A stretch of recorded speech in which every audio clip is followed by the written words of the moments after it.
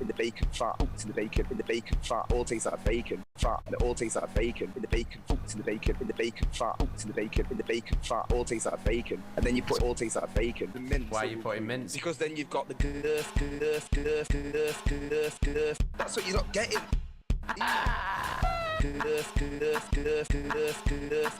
That's what you're not getting, Sam. This is what I mean. You've got the girth.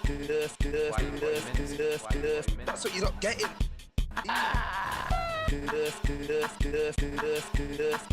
That's what you're not getting, Sam. This is what I mean.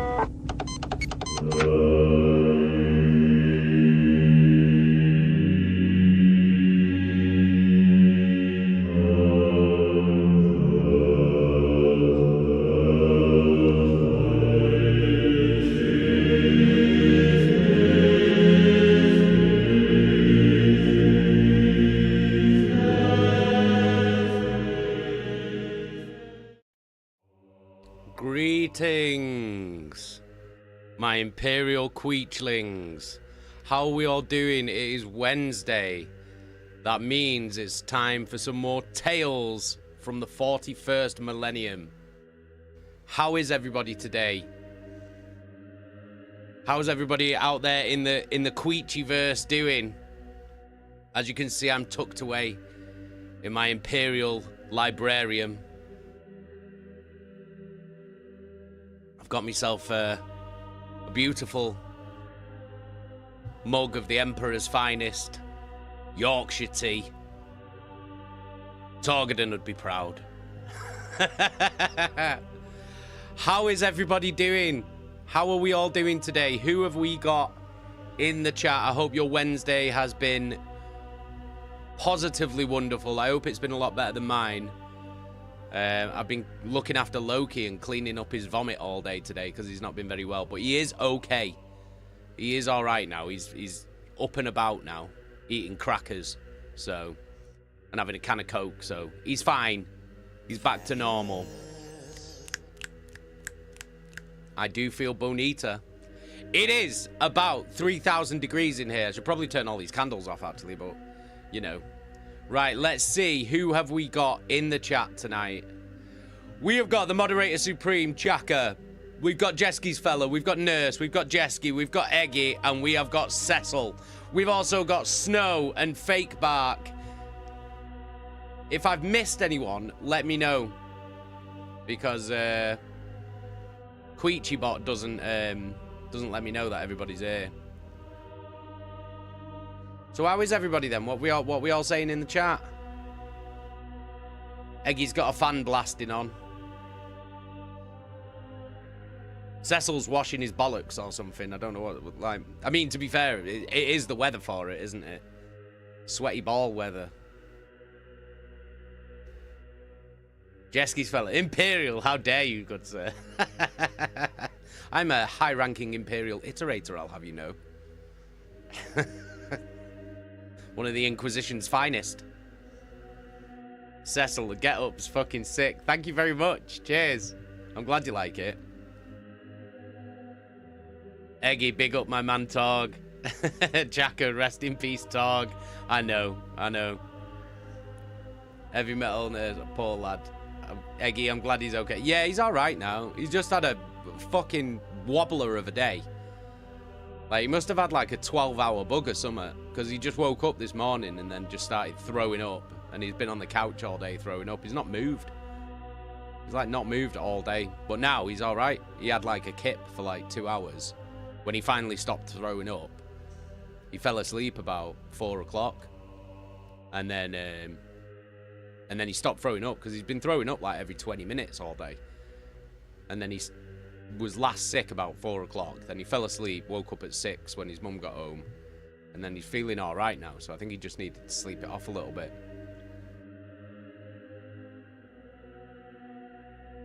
Snow took the day off work today, so he's doing good. Fantastic. Eggy, I've been sweating my balls off at work today. It is a fucking scorcher today. It's fucking outrageous. Cecil, I was talking to a customer at work yesterday about Warhammer because he noticed some we had in stock. And I was telling him I'm reading these books, and he was buzzing. He also said Flight of the Eisenstein is his favourite book for like the first half of the series. Amazing. Fucking awesome. Well, that's the one that we're starting today. Nurse has bought Ozzy's new book. Can't wait. Fantastic. I bet that's fucking awesome. Jack has been resting because she's home again now. Nap so hard. I hope you had a good holiday. I hope you had a good vacation. Jeski's fella, for a corpse worshipper, you look rather dapper, man. Thank you very much. I'm wearing my finest Imperial garms. Fake bag. Always going the extra mile.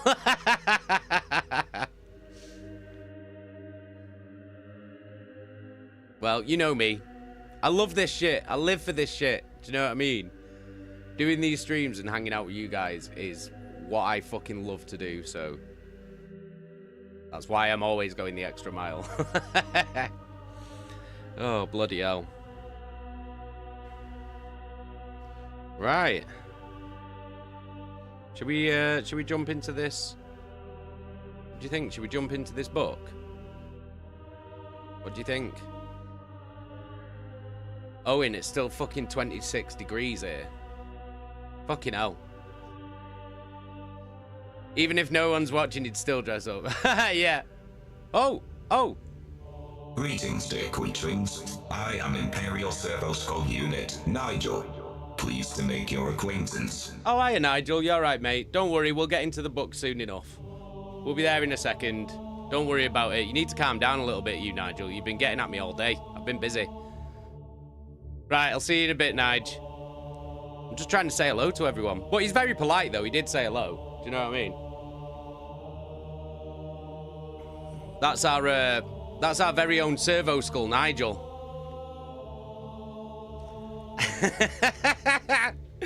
So, there you go. There's Nigel. That's our new friend. He's here to help us with the stories and stuff like that.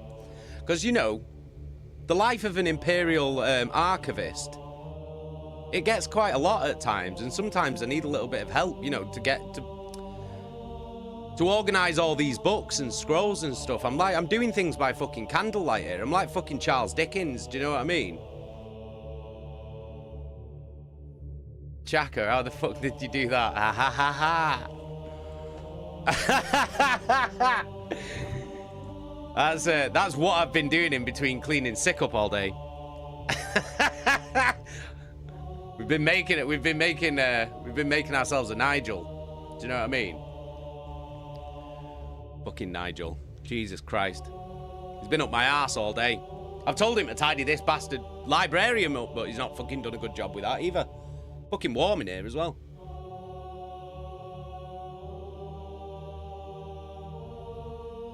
Oh, that is a good brew, that. Good brew, that. Terra tea.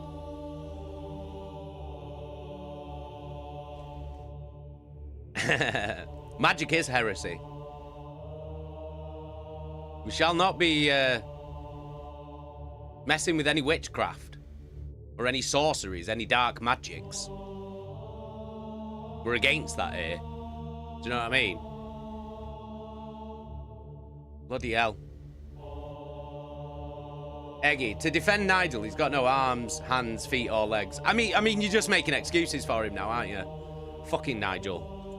Jesus fucking Christ. What is this? Is this what we're doing now? Are we just all fucking... Are we all just sticking up for Nigel? Is that what's happening now?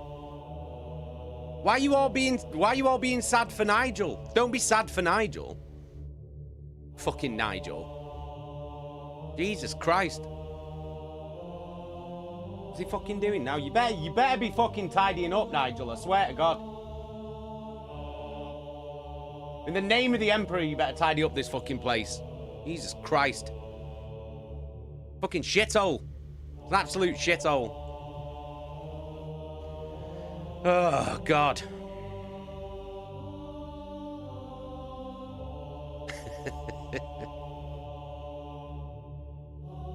Right. Okay, should we jump straight into this fucking book then?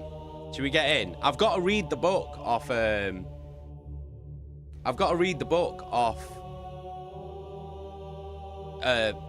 fucking PDF file today because the book's still not arrived. Nosser, how are you doing, mate? What have you missed? Oh, you've just missed Nigel. You've just missed Nigel. Nigel's just introduced himself. You know what I mean? Big Nigel. I'm sure you'll see him. He'll pop up and help with like any alerts or anything like that. So, do you know what I mean? He's good like that. He'll come and help us out. He's not gonna mess about too much, but he will come and help us out with things like alerts and shit like that. So, right. Ooh, pardon me. What are we on? We're on 39. 39 subs, so the next one, I have to say this now before I forget and I get confused. The next patch giveaway, which Nigel will also help us with, is at 45. It's at 45. I'm just saying that now so I don't forget, because I will forget. So, what do you mean Nigel's a goat? Much better than that other geezer on stream. He's done fuck all. He does fuck all the time. He's a lazy bastard. I've told him to tidy this fucking librarium up and he's done shit all day. While I've been cleaning up fucking puke and shit. He's just been floating around. He's a useless bastard. Fucking Nigel. Right, let's open this fucking, let's open this file up to read this book. Fucking hell. Right, okay. Now, is the music too loud or is the music okay? There we go. I think that's all right, isn't it? Let me know if the music's too loud, too quiet, all of those things. Fucking Nigel. What's that? Bloody hell. Fucking Eggy with 11 gifted subs. That's amazing. Thank you so much, Eggy. Huge love. Really, really fucking appreciate that. 1 second, I'll have to, 1, 2, 3, 4, 5, 6, 7, 8, 9, 10, 11. There we go. I think that's right, isn't it? Yeah. Fucking hell, Eggy. What a legend, dude. That's so fucking cool. I appreciate that, man. Thank you, Dick Witchley, for your gift of soul. Oh, cheers, Nigel. You were a bit fucking late there, but you know what I mean. Better late than never. He's like the fucking ghost at the feast, this geezer. Eggy for Nigel. Big Nige.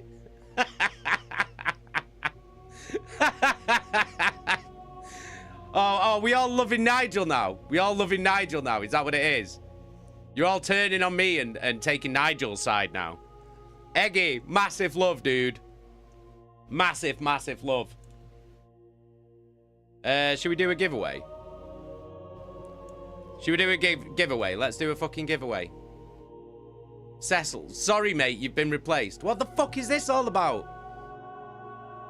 This is bollocks, this. Absolute bollocks. Right, let's do a giveaway. Let's do a fucking giveaway.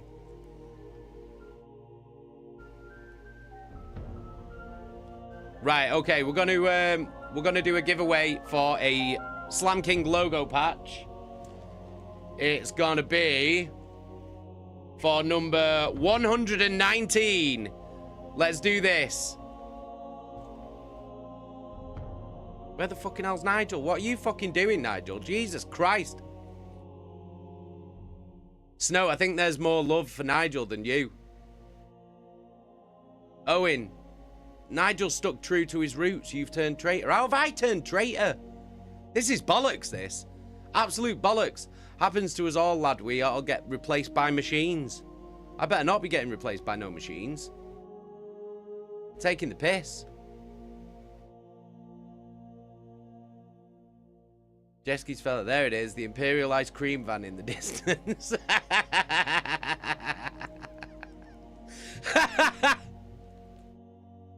Fucking hell. Nigel! Nigel, what are you doing, dude?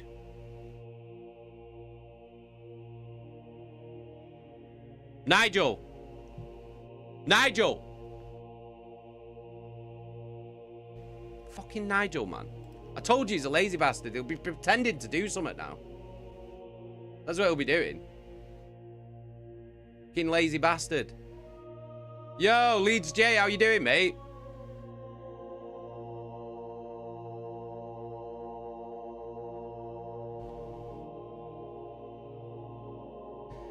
Fucking Nigel, man. Jesus Christ. I'm trying to... Nigel, I need you to open the fucking... What is he doing? Oh, here he is. Oh, right. Thanks, Nigel, yeah.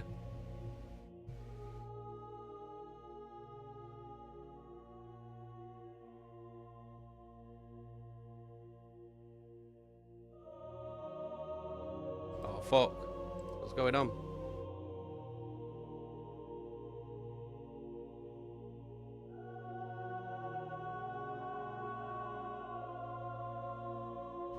Nigel, where are you? Ah, there he is. Fucking Nigel, Jesus Christ. Right, can you open this fucking giveaway, Nigel, or what? Jesus fucking H Christ. Fucking messing around, all right? Jesus. Right, open the fucking giveaway, will you?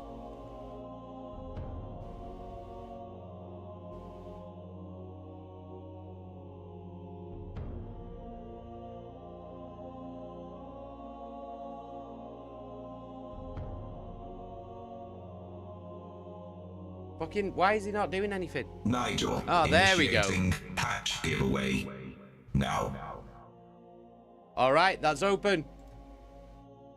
All you have to do is type exclamation mark raffle in the chat. And we'll give away one of these. You have to be a subscriber on Twitch and you type it in the Twitch chat.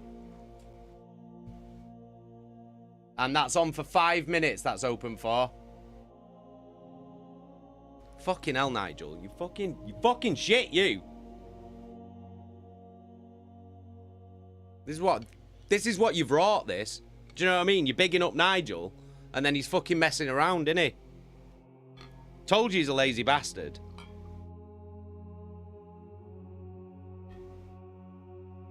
You need to grow some fucking arms, Nigel, and then I can get a fucking cup of tea out of you. Do you know what I mean?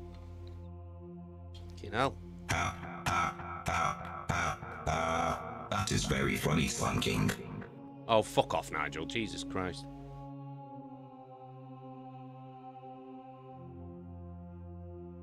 Owen, what do you mean I'm so horrible to Nigel? He's been like this all fucking day. He's been like this all day. Don't start blowing smoke up Nigel's ass. He hasn't even got an ass.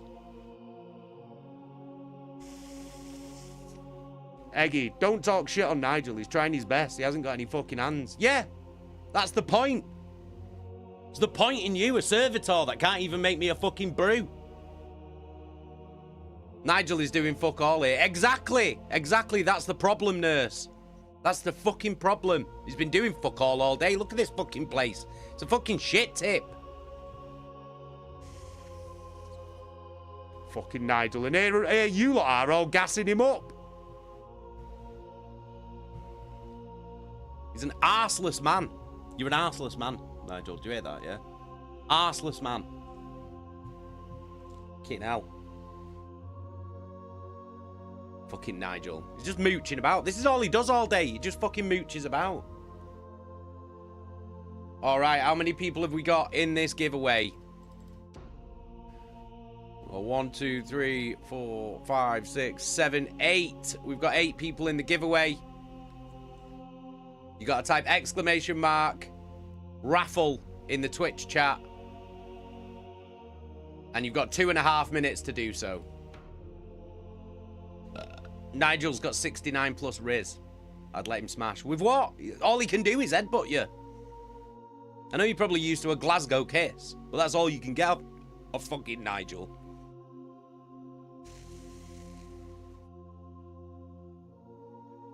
Heavy Metal Nurse, you'll never get the library organised at this rate. Exactly.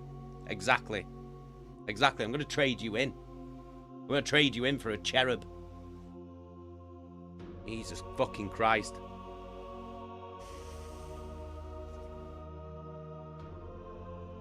Fake bag. Can I gift it to someone not in the stream today if I win again? Yeah, as long as they're a subscriber. As long as they've got an active subscription. Owen, he's got a portion of spinal column left. That is just the right shape. Don't be getting pegged off Nigel. Don't listen to him, Nigel. They're being disgusting. They're being disgusting. Don't listen to him.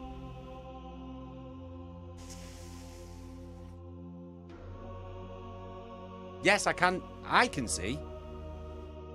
I can see. I can see this lazy bastard here. That's what I can see. Fucking lazy bastard. Eggy, maybe if Jay got good at organising, he wouldn't need Nigel to begin with. Only a bad workman blames his tools. He's not my tool. He's supposed to be my friend. He's supposed to be helping me out. Hashtag let Nigel peg. No, we're not getting... That's not going to be a hashtag. That's not being a hashtag. Don't listen to him, Nigel. Don't listen to him. They're trying to make you peg him, Nigel. In the name of the Emperor and Holy Terra. All right, okay. I don't know whether I can't tell whether you're shocked or whether you're up for it. Do you know what I mean? It's fucking weird. Right, let's see. Have we got a winner yet? Right, okay, we got 10 seconds left. Exclamation mark raffle in the chat. Exclamation mark raffle in the chat.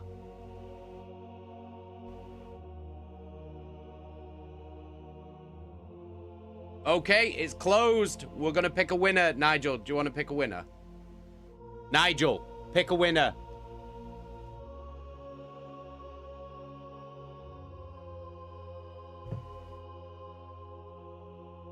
Nigel.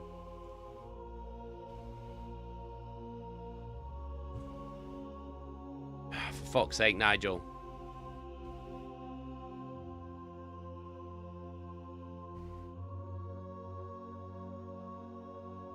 The winner is... Heavy Metal Nurse! Nurse, you've won! Nurse, you've won! Yo, Nurse! Congratulations, Nurse! Massive love, Nurse. You have won number 119. 119. Send me a private message with 119. Let's get some Steagles in the chat for Nurse. Congratulations, Nurse. Right, Nigel, you need to fuck off. See you in a bit, Nigel. Nigel, go and tidy up. Fucking hell. Right. Fucking hell. Right, okay. Yeah, look at that. Beautiful flock of Steagles. Beautiful flock of Steagles.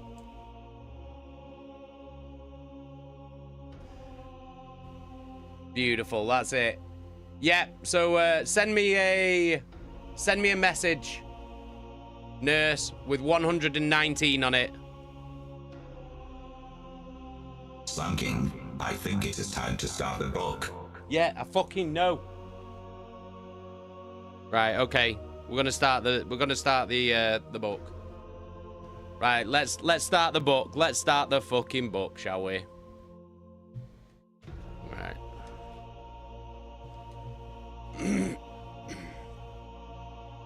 Okay. Let's get into it. Is the music too loud or is the music all right?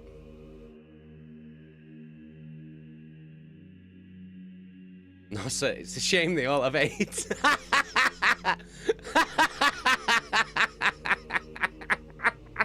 The music's a little loud. Okie dokie. Let's turn it down. How's that? Music's a tad loud for the reading. How's that? Is that alright? Or should it go down a little bit more? Let me know.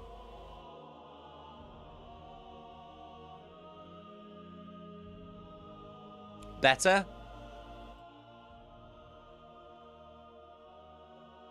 Okay, right. Cool. All right. Let's do it. This is Book 4 of the Horus Heresy, The Flight of the Eisenstein by James Swallow. Part 1, The Blinded Star.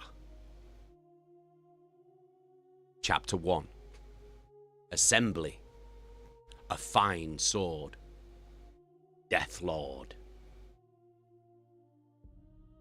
In the void, the vessels gathered, shifting gently in the silent darkness. The crenellated hulls and great ornate shapes appeared as a congregation of Gothic edifices, cathedral wrought in their complexity, drifting as if torn from the surface of worlds and carved into warships. Great, sculpted bows filigreed into arrow points turned stately and lethal to face into the dark on a uniform heading. Torches burned on some in apparent defiance of the airless vacuum. Plasma fires trailed white-orange streams of turbulent gas from chimneys along the kilometers of gunmetal hulls. These beacons were lit only when conflict was in the moment. The flares of wasteful, daring heat they generated were signs to the enemy. We bring the light of illumination to you. The craft that rode at the head of the flotilla was cut from steel the shade of a stormy sky, with a prow sheathed in a dark ocean green. It moved as a slow dagger might in the hand of a patient killer, inescapable, inexorable. It bore little in the way of ornament. The ship's only decorations were martial in nature, etchings on the plough blade bow in the letters of the height of a man, long lines of text that recalled an age of battles fought, worlds visited, opponents laid to wreckage. Her only adornments of any note were twofold: a golden spread eagle with 2 heads across the face of the flying bridge, and a great icon made of heavy nickel iron ore, a single stone skull set inside a hollow steel ring in the shape of a star, at the very lip of the spiked blade, watchful and threatening.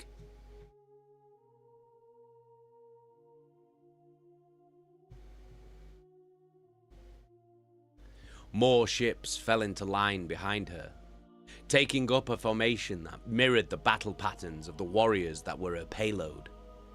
In echo of the unbreakable resolve of those fighters, the warship proudly bore a name in high Gothic script across her iron hull: Endurance. Behind her came more of her kind, ranging in class and size both larger and smaller: the indomitable Will, Barbarous' Sting, Lord of Hyrus, Terminus Est, Undying, Spectre of Death, and others. This was the fleet that gathered beyond the umbra of the Sun Iota Horologi in order to bring the great crusade and the will of the Emperor of Man to one of the gargantuan cylinder worlds of the Jorgal. Carried in their thousands aboard the ships that served their legion, the instruments of that will were to be the Astartes, of the 14th Legion, the Death Guard. Caleb Arin moved through the corridors of the Endurance in a swift dance of motion, holding his heavy cloth-wrapped burden to his chest. Years of indentured service had bred in him a way of walking and behaving that rendered him virtually hidden in plain sight around the towering forms of the Astartes. He was adept at remaining beneath their notice. To this day, even with so many years of duty glittering in the dull rivets fixed to his collarbone, Caleb had not lost the keen awe at being among them that had filled him from the moment he had bent his knee to the 14th. The lines on his pale face and the grey-white of his hair showed his age, but he still carried himself with the vitality of a man much younger. The strength of his conviction, and of other, more privately held ones, had carried him on in willing, unflinching servitude. There were few men in the galaxy, he reflected, who could be as content as he was. The truth that never left him was as clear to him now as it had been decades ago, when he had stood beneath a weeping sky of toxic storm clouds and accepted his own limitations, his own failures. Those who continued to strive for what they could never reach, those who punished themselves for falling short of the dizzy heights they would never reach, they were the souls who had no peace in their lives. Caleb was not like them. Caleb understood his place in the scheme of things. He knew where he was supposed to be and what it was he was supposed to be doing. His place was here, now, not to question, not to strive, only to do. Still, he felt pride at that. What men, he wondered, could hope to walk where he walked, among demigods cut from the flesh of the Emperor himself? The housecarl never ceased to marvel at them. He kept to the edges of the corridors, skirting the broad warriors as they went about their preparations for the engagement. The Astartes were statues come to life, great myths in stone that had stepped off their plinths to stride about him. They walked in their marble-coloured armour with green trim and gold flashing, some in the newer, smoother models of the war gear, others in the older iterations that were adorned with spiked studs and heavy-browed helms. These were impossible men. The living hands of the Imperium, going to their deeds with shock and awe trailing around them like a cloak. They would never understand the manner in which mortal men looked upon them. In his indenture, Caleb knew that some among the Legion considered him with disrespect, as an irritant at best, worth no more than a drooling servitor at worst. This he accepted as his lot, with the same stoic character and dogged acceptance that was the way of the Death Guard. He would never fool himself into thinking that he was one of them. That chance had been offered to Caleb, and he had fallen short in the face of it. But he knew in his heart that he lived by the same code they did, and that his meagre human frame would die for those ideals if it would serve the Imperium. Caleb Arin, failed aspirant, housecarl and captain's equerry, was as satisfied with his life as any man could hope to be. His load was awkward in its wrapping, and he shifted it, cradling the object in a diagonal embrace across his chest. Not once had he dared to let it touch the deck or pass too close to an obstacle. It filled him with honor just to hold it, even through a thick cowl of forest green velvet. He found his way forward and up via the twisting and circuitous corridors, over the access ways that crossed the reeking, thunderous industry of the gun decks. He emerged on the upper tiers where the common naval crew were not allowed to venture, into the portions of the ship that were allotted exclusively to the Astartes. Should she wish to, even Endurance's captain would need to seek the permission of the ranking Death Guard to walk these halls. Caleb felt a ripple of satisfaction, and unconsciously ran a hand over his robes and the skull-shaped clasp at his collar. The device was as big as his palm, and made from some kind of pewter. The mechanisms within it were as good as a certified passage paper to the machine eyes and remote scrying systems on the ship. It was, after a fashion, his badge of office. Caleb imagined that the sigil was as old as the warship, perhaps even as old as the Legion itself. It had been used by hundreds of serfs who had died in service to the same role he now fulfilled, and he imagined it would outlast him as well. Or perhaps not. The old ways were fading, and there were few among the senior battle brothers of the Death Guard who deigned to keep the careworn traditions of the Legion alive. Times, and the Astartes, were changing. Caleb had seen things alter, thanks to the Juvenat treatments that had extended his life and given him a fragment of the longevity of his masters. Forever close to the Astartes, but still held at a distance from them, he had seen the slow shifting of mood. It had begun in the months following the Emperor's decision to retire from the Great Crusade, from the time that he had bestowed the honor of Warmaster upon the noble Primarch, Horus.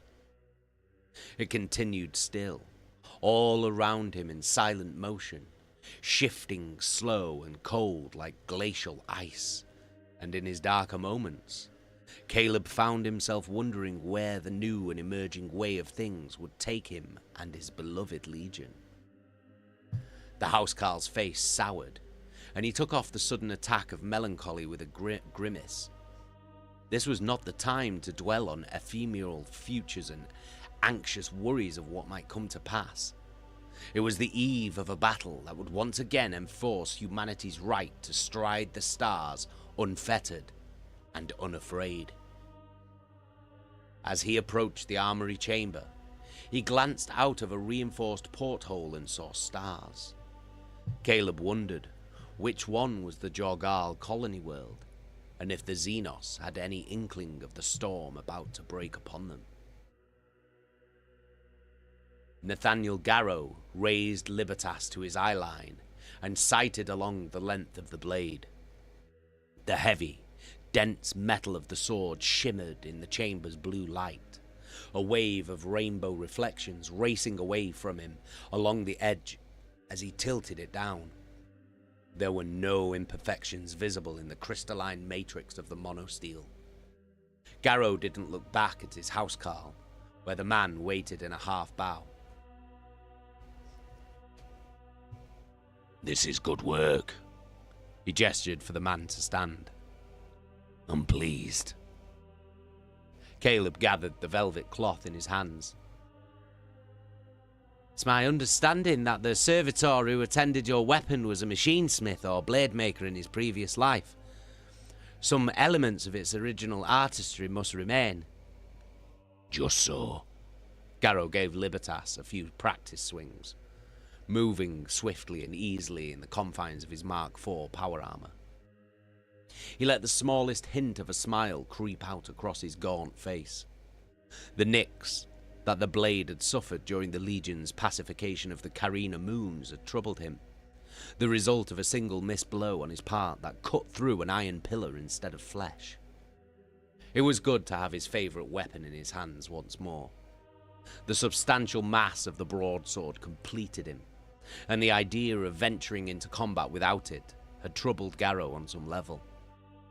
He would not allow himself to voice words like luck and fate except in mocking humour, and yet without Libertas in his scabbard, he had to confess he felt somehow less protected. The Astartes caught sight of his own reflection in the polished metal, old eyes in a face that, despite its often weary countenance, seemed too young for them, a head, hairless and patterned with pale scars. A patrician aspect, showing its roots from the warrior dynasties of ancient Terra, pale-skinned, but without the pallidity of his brother Deathguard, who hailed from cold and lethal Barbarus.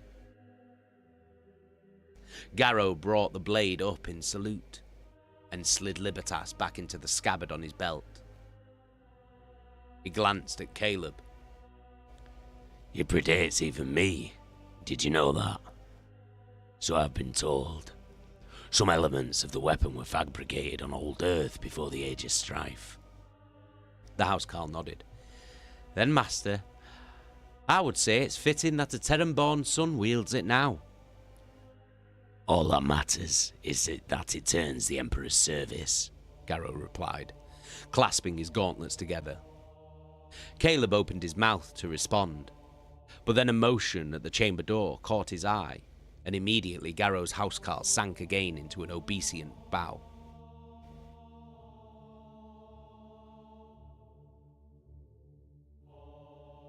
Such a fine sword, came a voice, and the Astartes turned to watch the approach of a pair of his brethren. As the figures came closer, he resisted the urge to smile wryly. A pity, the speaker continued, that it cannot be placed in the care of a younger, more vigorous warrior. Garro eyed the man who had spoken. In the fashion of many of the Death Guard's number, the new arrival's scalp was shaven, but unlike the majority, he sported a tail of hair at the back of his head, in black and grey streaks that dangled to his shoulders. His face was craggy and broken, but the eyes set there had sardonic wit in them. The folly of youth, Garro replied without weight. Are you sure you could lift it, Tamita? Perhaps you might need old Hacker there to help you. He gestured to the second man, a wiry figure with thin features and a single, augmetic eye. Rough humour emerged in a scattering of dry laughter. Forgive me, Captain, replied Tamita. I only thought to exchange it for something that would better suit you. Say, a walking stick? Garro made an exaggerated show of thinking over the other man's proposal.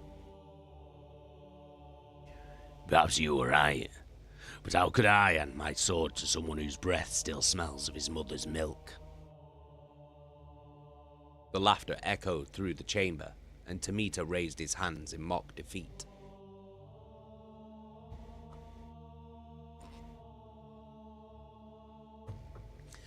I have no recourse but to bow before our great battle captain's age and venerable experience.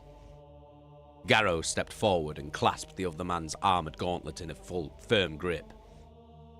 Ulysses Tamita, you war dog. You only have a few years less than me on your clock. Yeah, but they make all the difference. Anyway, it's not about the years, it's the quality that counts. At Tamita's side, the other Death Guard kept a dour face. Then I'd venture Captain Tamita's sadly lacking.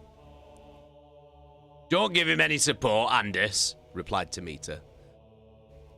Nathaniel has enough barbs without you helping him. Merely assisting the commander and me company, as any good sergeant should, said the veteran with a nod.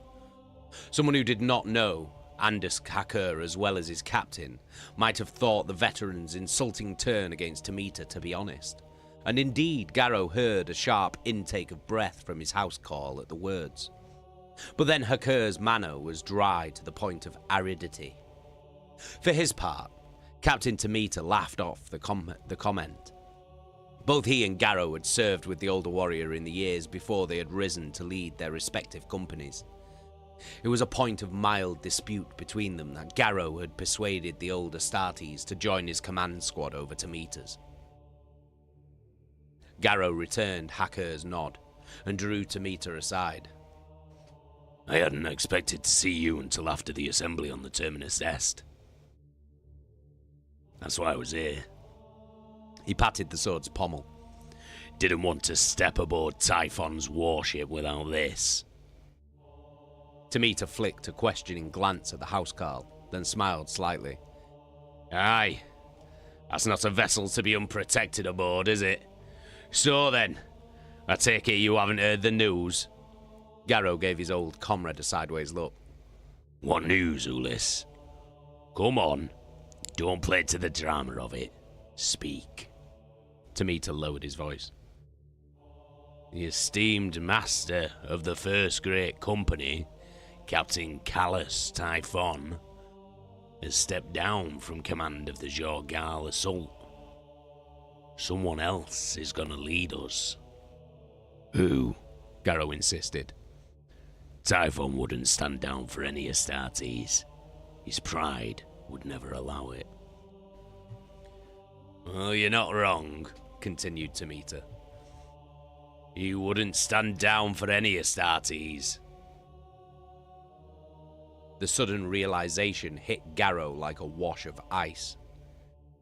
Then you mean... The Primarch is here, Nathaniel. Mortarion himself has decided to take part in this engagement. He's brought the timetable forward. The Primarch? The words slipped out of Caleb's mouth in a whisper, trepidation and awe in every syllable. Tamita gave him a look, as if he was noticing Garro's helot for the first time. Indeed, little man. He walks the decks of the Endurance as I speak. Caleb dropped to his knees and made the sign of the Aquila, his hands visibly trembling. In spite of himself, his master's throat went dry. Until Tamita's announcement, Garro, like the majority of his legion, had believed that the gaunt leader of the Death Guard was engaged elsewhere, on a mission of some import for the Warmaster himself. This sudden and secretive arrival left him reeling. To know that Mortarion would ride with them against the Jorgal, he felt a mixture of elation and disquiet. When are we to assemble? He asked, finding his voice. Tamita smiled broadly. He was enjoying the normally stoic Garro's moment of discomfort with mild glee. Right now, old friend, I'm here to summon you to the conclave. He leaned in closer, his words hushed and conspiratorial. And I should warn you, the Primarch's brought some interesting company with him.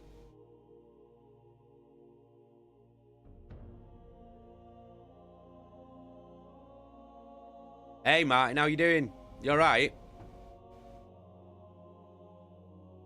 Oh, you've not met Nigel yet, have you? He's just tidying up.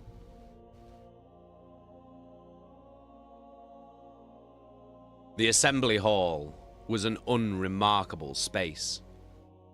It was nothing more than a void in the Endurance forward hull, rectangular in aspect, open at the far end to the stars through two oval panes of armoured glass holding out the killing vacuum. There were louvered shutters half closed across the windows, casting patterns of dim white light in bars where the glow from a nearby nebula reached the vessel.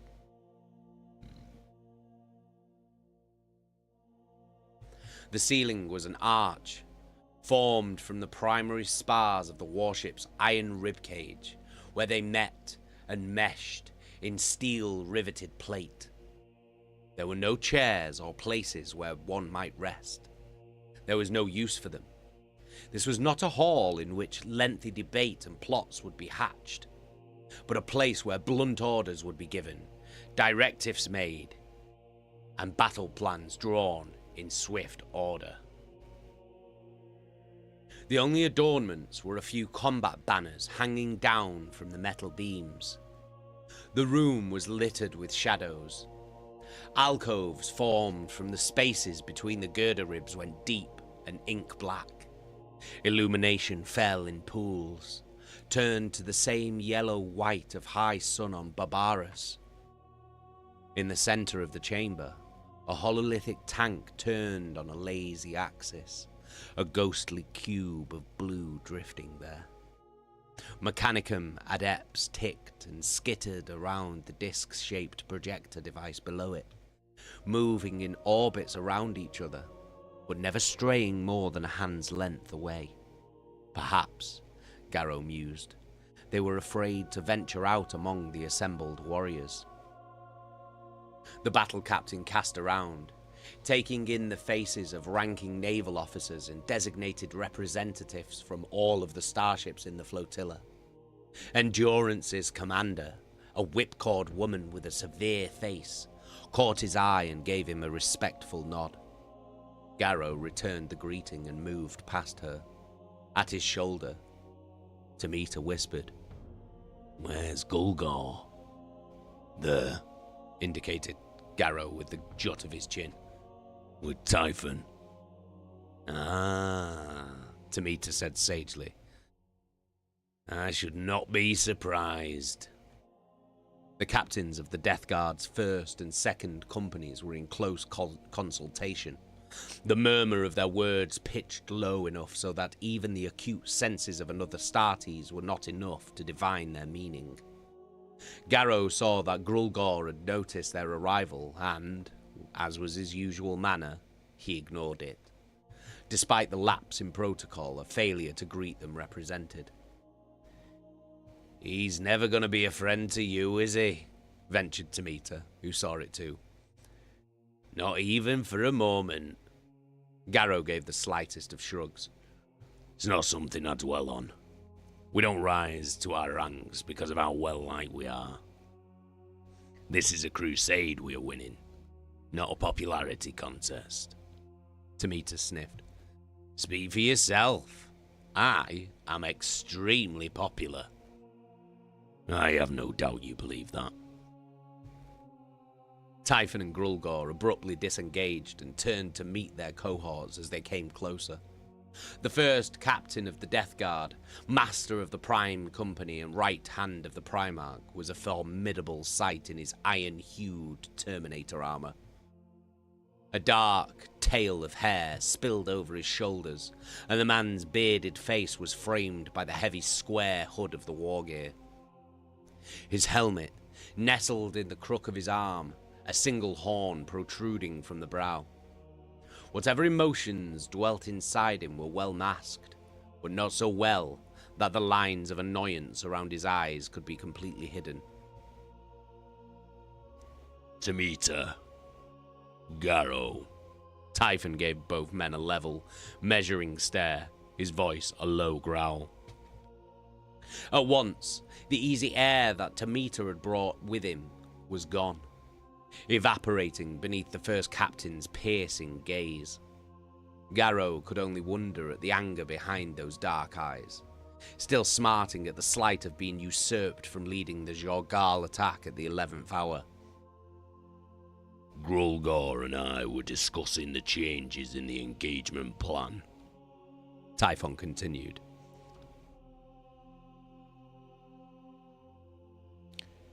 "Changes?" repeated Tamita.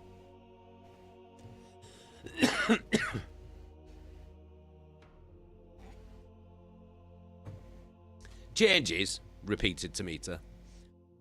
"I was not aware." "You are being made aware," said Grulgor with a hint of a sneer. Despite having been born on a world on the opposite side of the galaxy, Ignatius Grulgor shared a similar bearing and physicality with Garro, even down to the hairless head and a collection of trophy scars. But where Garro was stoic and metered, Grulgor was forever on the edge of arrogance, snarling instead of speaking, judgmental instead of considering. "The 4th Company is to be retasked to conduct boarding operations among the Bottle World's picket force."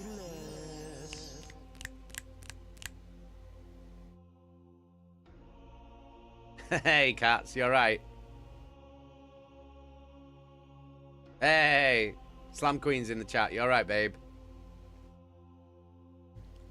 Tamita bowed, hiding the irritation that Garro was sure his comrade felt at being denied a share of the mission's greater glories.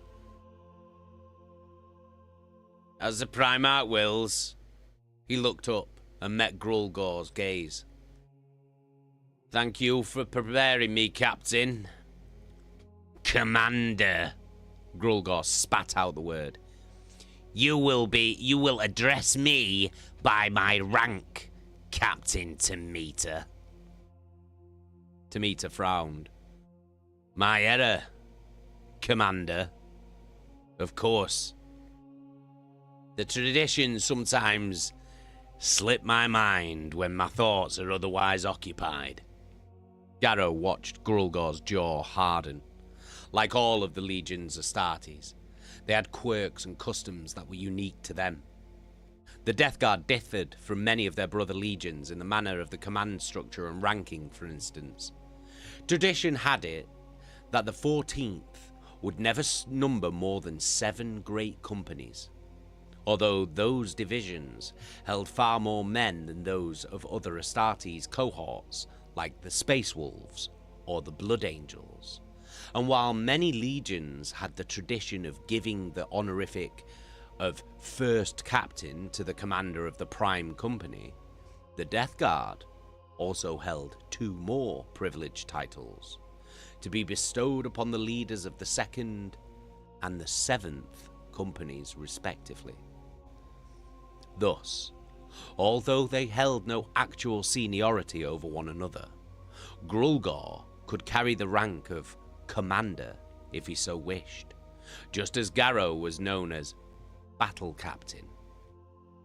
It was Garro's understanding that his particular honorific dated back to the Wars of Unification, to a moment when the mark of distinction had been handed to a 14th officer by the Emperor himself. He was proud to bear it all these centuries later.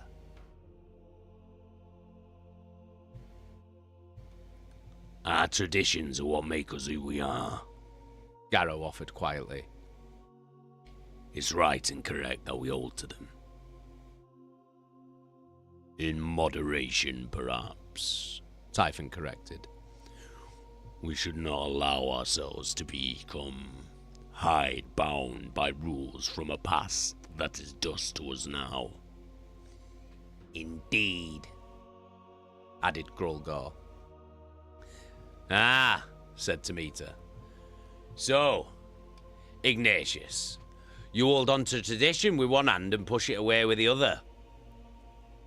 The old ways are right and correct, so long as they serve a purpose. Grulgor threw Garro a cold look. Who's this geezer?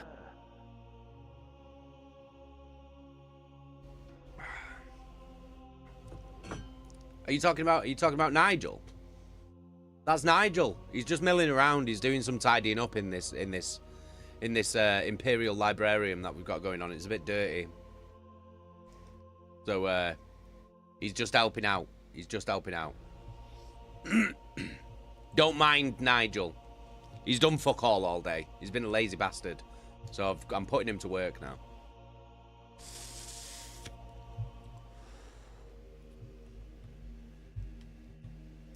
Grulgor threw Garro a cold look.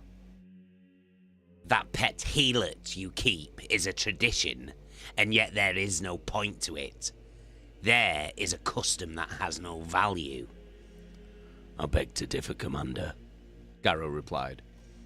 The Owl-Skull performs flawlessly as my equerry. Grulgor snorted. I had one of those once. I think I lost it on an ice moon somewhere. Froze to death. Weak little thing. He looked away. Smacks to me of sentiment, Garro. As ever, Grulgor, I will give your comments the due attention they deserve, said Garro. He broke off as a figure in gold caught his eye moving through a shaft of light. Tomita saw where Garro was looking and tapped twice on the shoulder plate of his armor.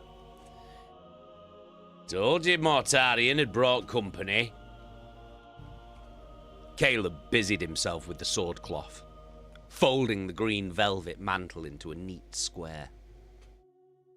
In the alcove of the arming pit, Captain Garro's weapons and battle equipment were arrayed around him on hooks and wireframe racks.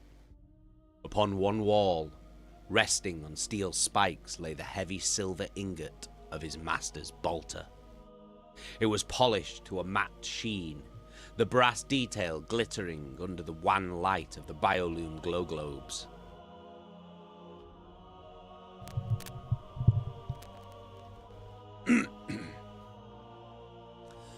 The housecarl replaced the cloth and wrung his hands, thinking it was hard for him to maintain a clear focus, with the idea gnawing at his mind that the Primarch was only a few tiers above him, up on the highest decks.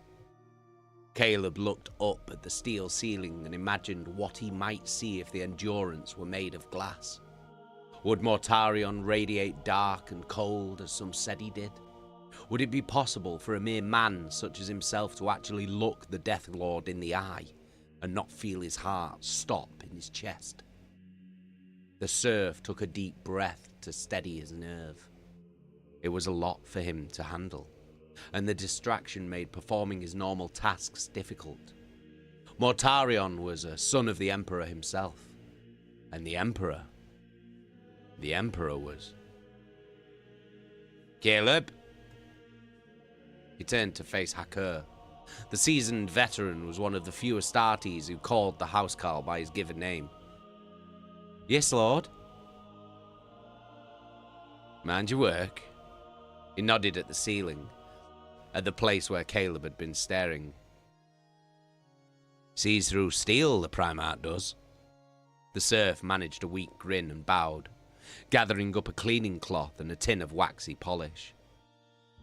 Under Hakur's neutral gaze, he moved to the centre of the alcove and set to work on the heavy ceramite and brass cuirass that rested there. This was a ceremonial piece that Garro wore only in combat or upon formal occasions.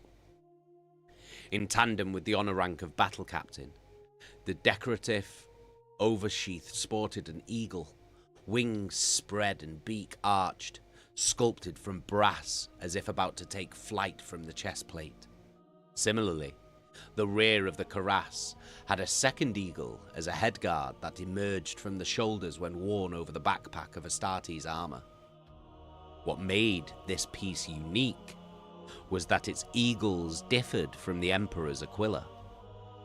While the symbol of the Imperium of man had two heads, one blinded to look at the past, one sighted to see to the future, the battle captain's eagles were singular. Caleb fancied this meant that they only saw into the time yet to pass. That perhaps they were a kind of charm that could know the advance of a killing shot or deadly blade before it arrived. Once he had voiced that thought aloud and received derision and scorn from Garro's men. Such thoughts, Sergeant Hakur had later said, were superstitions that had no place on a ship of the Emperor's crusade. Ours is a war to dispel fable and falsehood within the cold light of truth, not to propagate myth. The veteran had tapped the eagles with a finger. These are inanimate brass and no more, just as we are all flesh and bone. Still, Caleb's hand could not help but drift to a brass icon on a chain around his neck, hidden inside the folds of his tunic where none could see it.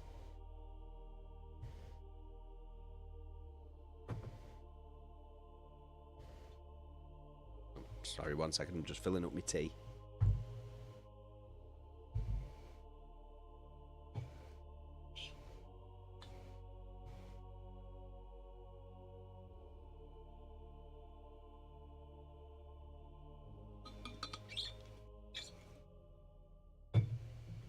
One second, just have a little sip.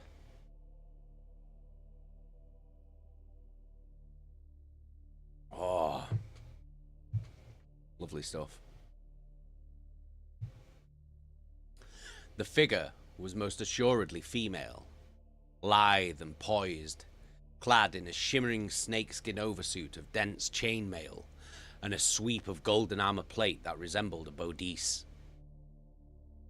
A half mask lay open at her neck, revealing an elegant face. Garro sometimes found it hard to determine the age of non-Astartes, but he estimated she could be no more than 30 solar years. Purple-black hair rose in a top knot from a seamless scalp, bare but for a blood-red Aquila tattoo. She was quite beautiful, but what locked his attention on her was the way she moved noiselessly across the iron decks of the chamber. Had he not seen her emerge from the shadows, The Astartes might have thought the woman to be a hollow ghost, some finely detailed image cast from the projector. "A Mandera Kendall," noted Typhon with a hint of distaste.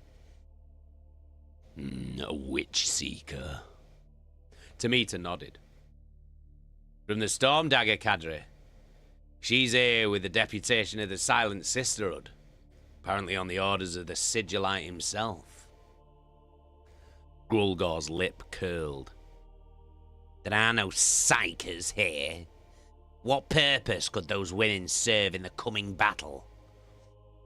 "The Regent of Terra must have his reasons," Typhon suggested, but his tone made it clear he thought little of what they might be. Garro watched the Witch Seeker orbit the room. Her tradecraft was commendable. She moved in stealth even as she was obvious to the eye, passing around the naval officers in a way that appeared to be random, even as Garro's trained sense understood it was not. Kendall was observing. She was cataloguing the reactions of the people in the assembly hall, filing them away for later review. It made the Astartes think of a scout surveying the land before a battle, seeing weak points and targets. He had never encountered a Sister of Silence before, only heard of their exploits in service to the Imperium. Their name was well deserved, he considered. Kendall was silent, like the wind across a grave, and in her passing, he noticed that some would shiver without being aware of it, or become distracted for a moment. It was as if the Witch Seeker cast an invisible aura around herself that gave mortal men pause. Garro watched her pass by the entrance to the assembly hall, and his gaze was hooked by the shine of brass and steel upon two grand figures that stood either side of the hatch. Barrel-chested in highly artificed armor, taller than Typhon, the identical sentinels blocked the steel door with crossed battle scythes, the signature weapon of the Death Guard's elite warriors. Only the few personally favored by the Primarch were permitted to carry such artifacts. They were known as Man-Reapers, forged in echo of the common farmer's harvesting scythe that it was said that Mortarion had fought with in his youth. The first captain wielded one, but Garro recognized these twin blades immediately. "Death Shroud," he whispered. These two Astartes were the personal honor guards of the Primarch, fated never to reveal their faces to anyone but Mortarion, even to the end of their lives. So it was said. The warriors of the Death Shroud were chosen by the Primarch from the rank and file of men of the Legion in secret, and then listed as killed in action. They were his nameless guardians, never allowed to venture more than 49 paces from their lord's side. Garro felt a chill when he realized that he hadn't even been aware that the Death Shroud had entered the chamber. "If they are here, then where's our master?" asked Grulgor. A cold smile of understanding flickered over Typhon's lips. "He's been here all along." At the far end of the chamber, a towering shadow detached itself from the dimness beside the oval windows. Steady footsteps brought silence to the room as they crossed the deck plates. With every other footfall, there came a heavy, metallic report as the base of an iron shaft tapped out the distance. Garro's muscles tensed as the sound made several of the common naval officers back away from the hololith. In the dusty Terran legends that survived from the histories of nation-states like America, Old Ursh, and Oceania, there was the myth of a walker in the darkness who came to claim the freshly dead. A skeletal individual, an incarnation that threshed souls from flesh as keenly as wheat in the fields. These were just stories, though. The speculations of the superstitious and fearful, And yet, here and now, a billion light years from the birthplace of that folklore, the very mirror of that figure rose into the half-light aboard Endurance, tall and gaunt beneath a cloak as grey as sea ice. Sorry, I'm just going to move this microphone.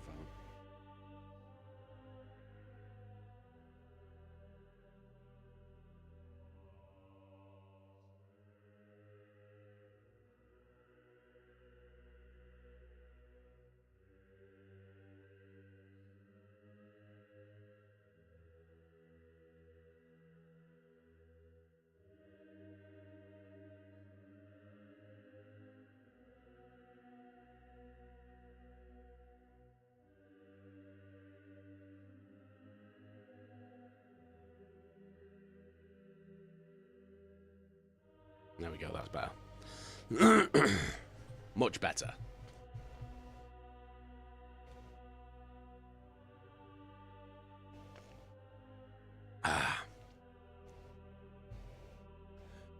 Mortarion halted and touched the deck plates with the hilt of his man-reaper, the scythe as tall as the Primarch and a head again. Only the death shroud stayed on their feet. Every other person in the room, human or Astartes, was on his knees.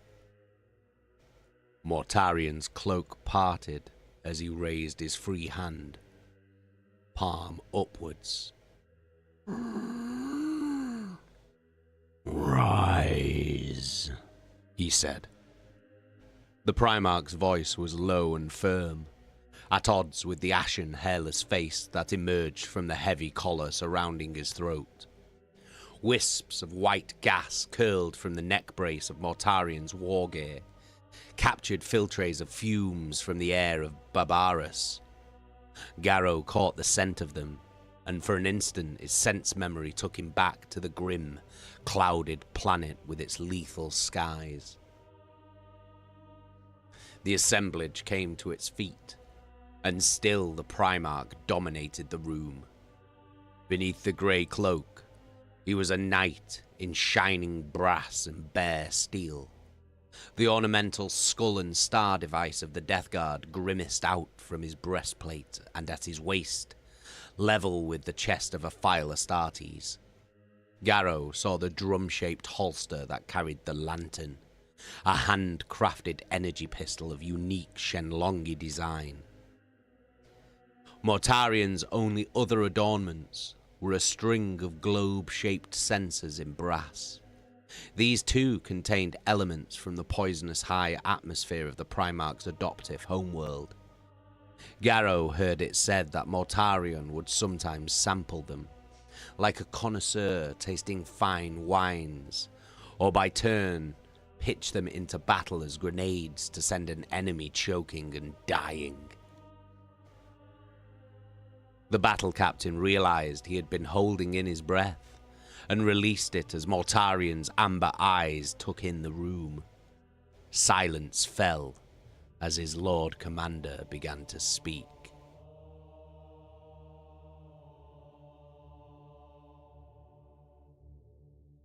Xenos. Peer Ral made the word into a curse without effort, drumming his fingers across the stubby barrel of his bolter.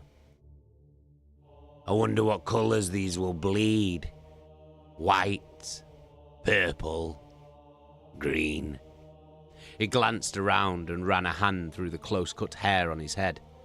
Come now, who'll make a wager with me?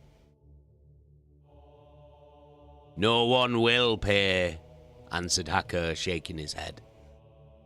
We're all tired of your trivial gambling. He threw a glance back to the arming pit where Garro's housecarl was hard at work. What currency is there to wager between us anyway? Added Voyen, joining Hacker at the blade racks. The two veterans were quite unalike in physical aspect. Voyen, ample in frame where Hacker was wiry, and yet they were together on most things that affected the squad. We're not swabs or soldiers grubbing over scrip and coinage.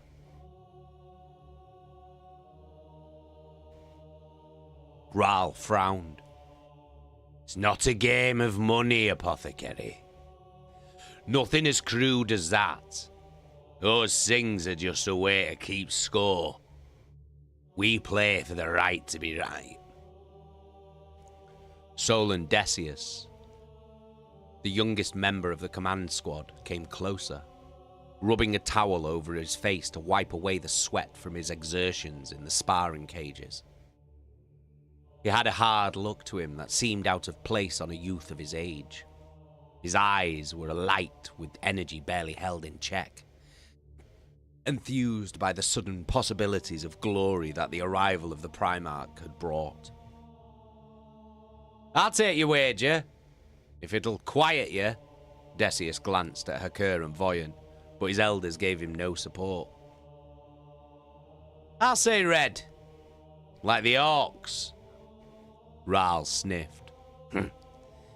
White as milk, like the megarachnid. You're both wrong. From behind Ral, his face buried in a data slate festooned with tactical maps, Tolan Sendek's flat monotone issued out.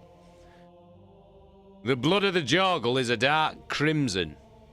The warrior had a heavy brow and hooded eyes that gave him a permanently sleepy expression. And this knowledge is yours how? Demanded Decius. Sendek waved the data slate in the air. I'm well read, Solon. While you better batter your chainsword's teeth blunting the cages, I study the foe. These dissection texts of the Magos biologists. Fascinating. Decius snorted. All I need to know is how to kill him. Does your text tell you that, Solon? Sendek gave a heavy nod. Aye, it does. Well, come. Voyan beckoned the dour Astartes to his feet. Don't keep such information to yourself. Sendek sighed and stood, his perpetually morose features lit by the glow of the data slate's display. He tapped his chest. The Jorgal favor mechanical enhancements to improve their physical form. They have some humanoid traits. A head, a neck, eyes and a mouth. But it appears their brains and central nervous systems are situated not here. And he tapped his brow. But here. Tolan's hand lay flat on his chest. To kill would need a heart shot then, Ral noted, accepting a nod in return. Ah, said Decius. Like this? In a flash, the Astartes had spun in place and drawn his bolter. A single round exploded from the muzzle and ripped into the torso of a dormant practice dummy less than a few meters from Garro's arming pit. The captain's housecarl flinched at the sound of the shot, drawing a tut from Hakur. Decius turned away, amused with himself.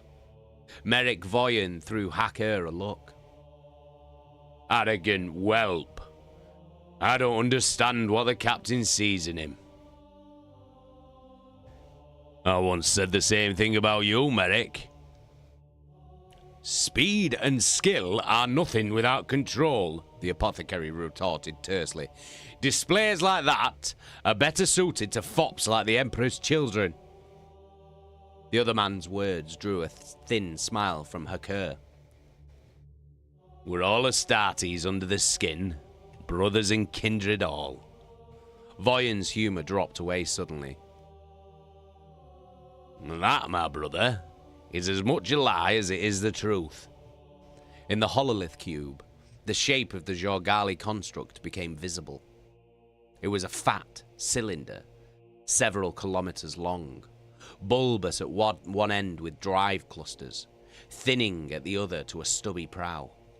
Huge petal-shaped veins coated with shimmering panels emerged from the stern of the thing, catching sunlight and bouncing it through massive windows as big as inland seas.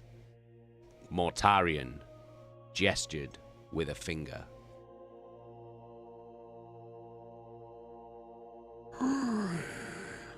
The cylinder world. This one. has twice the mass of similar constructs found and eliminated in orbits around the planets Tassac, Beta, and Valon. But unlike those, our target is the first Jorgal craft to be found under power in deep space. One of the adepts tickled switches with his worm-like mechadendrites, and the image receded, revealing a halo of teardrop-shaped ships in close formation nearby.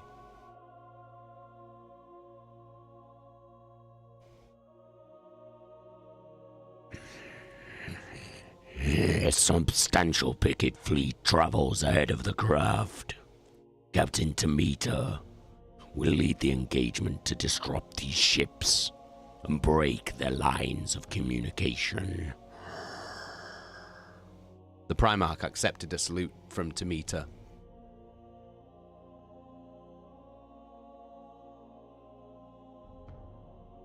Elements of the First, Second, and Seventh Great Companies will stand with me. This battleground is suited to our unique talents. The Jorgal breathe a mixture of oxygen and nitrogen with heavy concentrations of chlorine. A weak poison that our lungs will resist with little effort.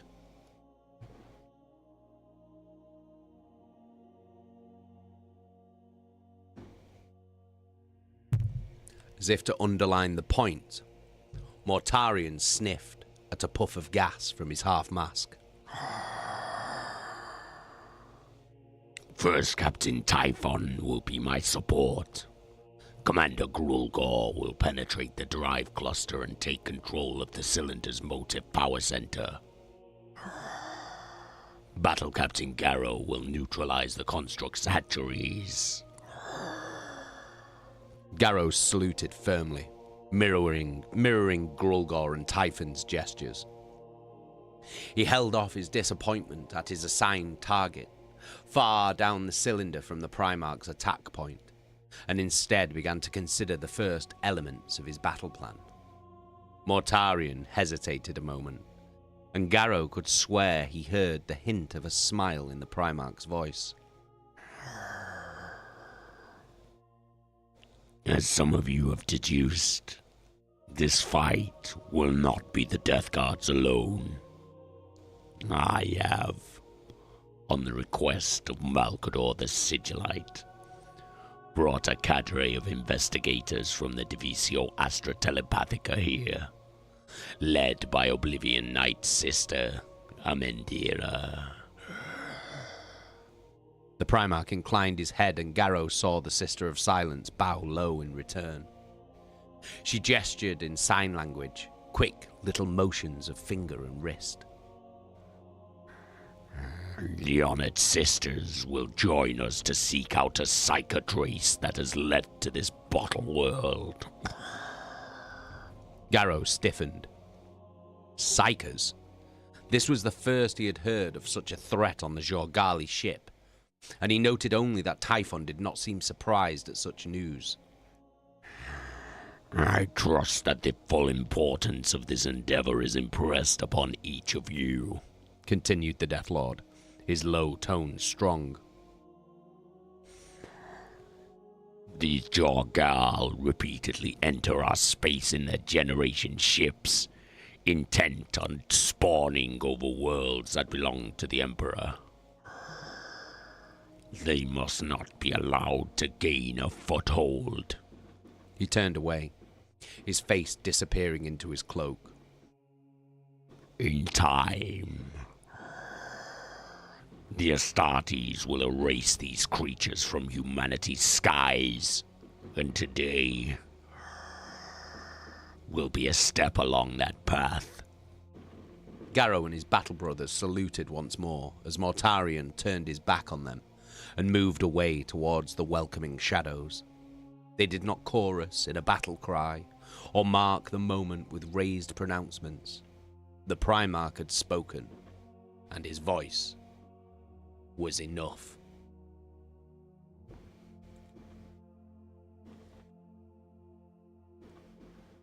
The end of chap 1.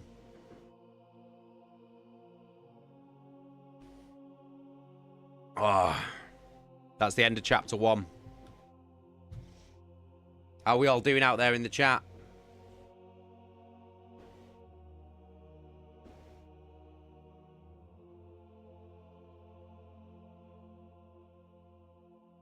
We're discussing being bald. I was bald once.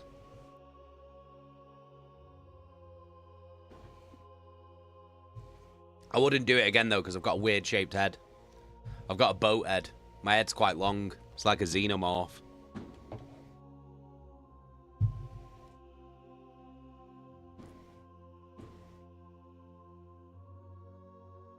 Eggy, replace Jason with Nigel. Are you having a fucking laugh? Taking the piss, you.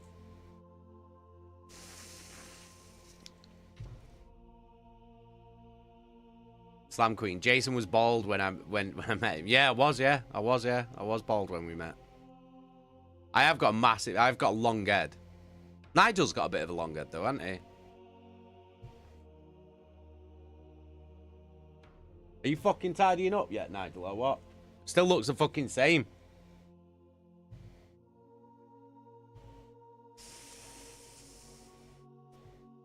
Fucking hell.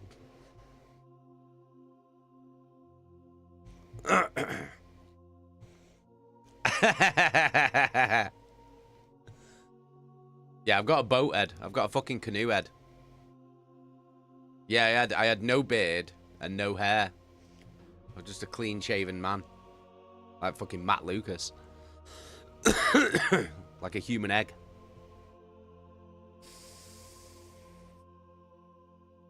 Chaka, we're talking about sending one of my main coons over to the Slam Queen. She said you don't mind. I mean, yeah, like that's fine. That's fine, but you're picking it shit up, man. Like there's already 2 cats worth of shit that I've got to pick up in this house. Do you know what I mean?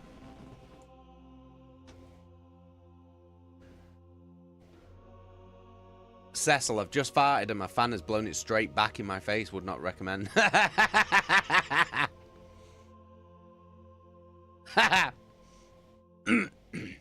Hey, Helly, how you doing? You alright? You got your phone back? Amazing.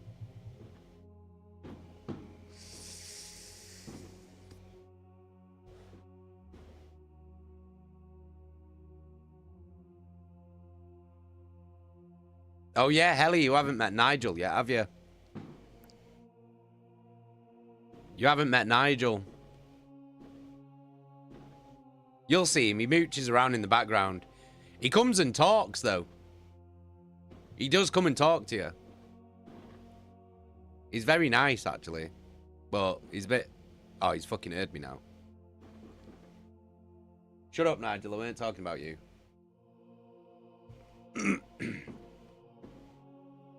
You know. Helly, aside from someone setting fireworks off in the cemetery... and me feeling like I'm inside the Battlefield 6 beta, I'm sound.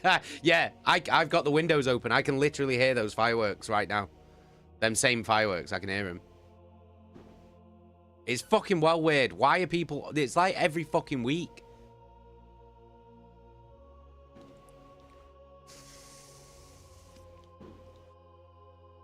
Lady Dragon, does Nigel pinch your bum on the way past? He hasn't got any legs. He hasn't got any arms. That's why it's taken him so long to fucking clean up.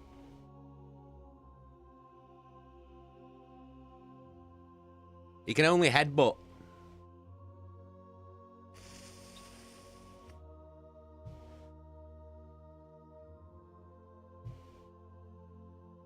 Yeah, he can only headbutt.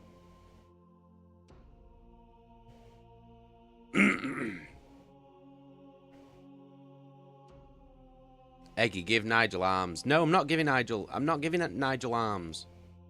I'm not giving Nigel arms. He's just a sentient skull. He's a sentient brain in a skull, and he's here to do work. That's what a servo-skull is. That's his job. That's his job. That's his only existence. Welcome to the Warhammer 40,000 universe.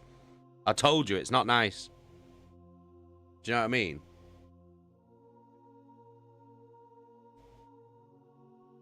Lady Dragon, stop shouting at him. It's discriminatory. It's not his fault he's got nobody. He has got somebody. He's got me.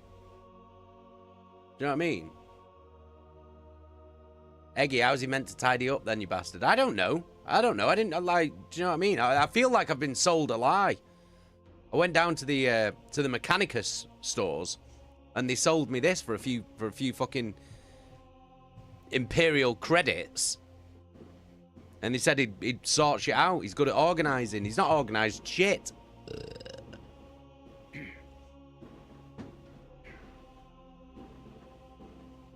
It is insane. Those fireworks are insane. It's just constant.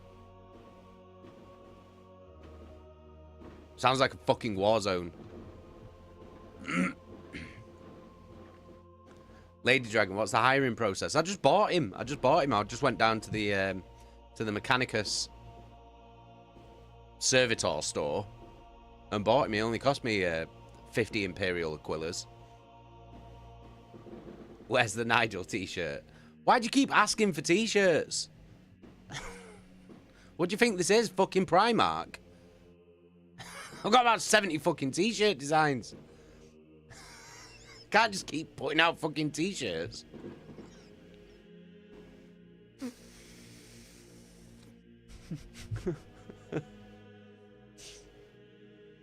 Cecil. Oh yeah, I forgot to mention I ordered a few bits of my sugar merch and they finally arrived, including a big back patch for my jacket. Nice! I say finally, only took 3 days. That's pretty fucking quick. Lady Dragon, give Nigel a sock and set him free.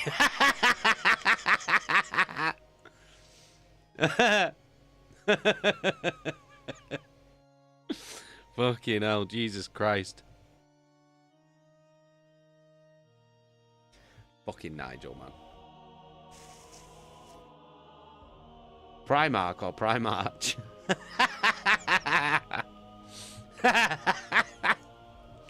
It's the Primark. Oh, what do you want now? Slunking, I think it is time to start the book. Oh yeah, you're probably right. Actually, we'll carry on with chapter 2 then, shall we? Shall we, Nigel? Thank you very much. Nigel, ladies and gentlemen. Alright, see you later. See you in a bit. See you later, Nigel. Fucking hell. Can Nigel tell jokes? Maybe next week. Maybe next week he can tell jokes.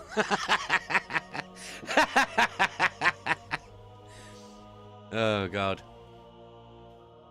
Maybe next week you might have a few cats. Jesus Christ, he talks. Yeah, he talks. He talks. Should have seen him before when Eggy was gifting subs.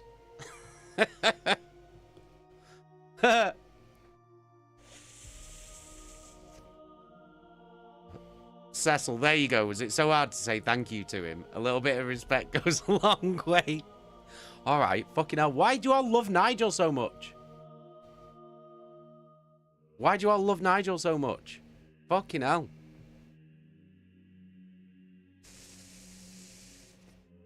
Fucking hell.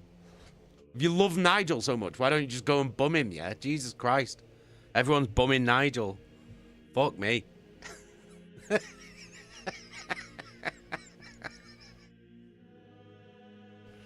He's not even got a bum for you to bum him, though, has he? Jesus Christ. Right, Nigel wants me to start reading the book, so I guess I better start reading the book, hadn't I? Mother of Cats, if it makes you feel any better, I don't love Nigel. Why don't you love Nigel? Well, now I'm offended now. Why don't you like Nigel? What's wrong with him? What's wrong with Nigel? Don't listen, Nigel. What's wrong with Nigel? What's your beef with Nigel?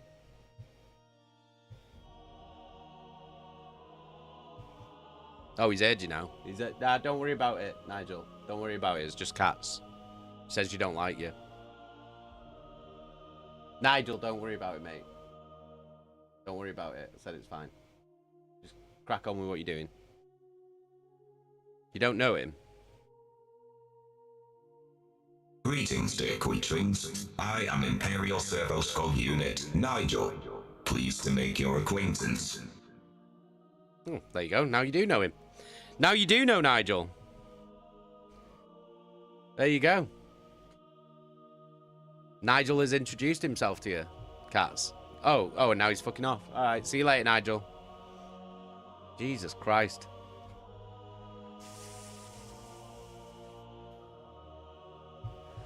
Lady Dragon, are we supposed to love him or not? Well, that's up to you, innit? That's up to you, innit? Sometimes I like him, and sometimes he pisses me off. Do you know what I mean? So, he's one of them, innit?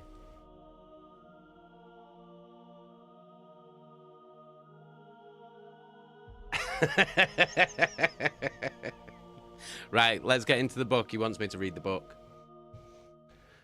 Right, chapter 2. Assault. Brothers and sisters.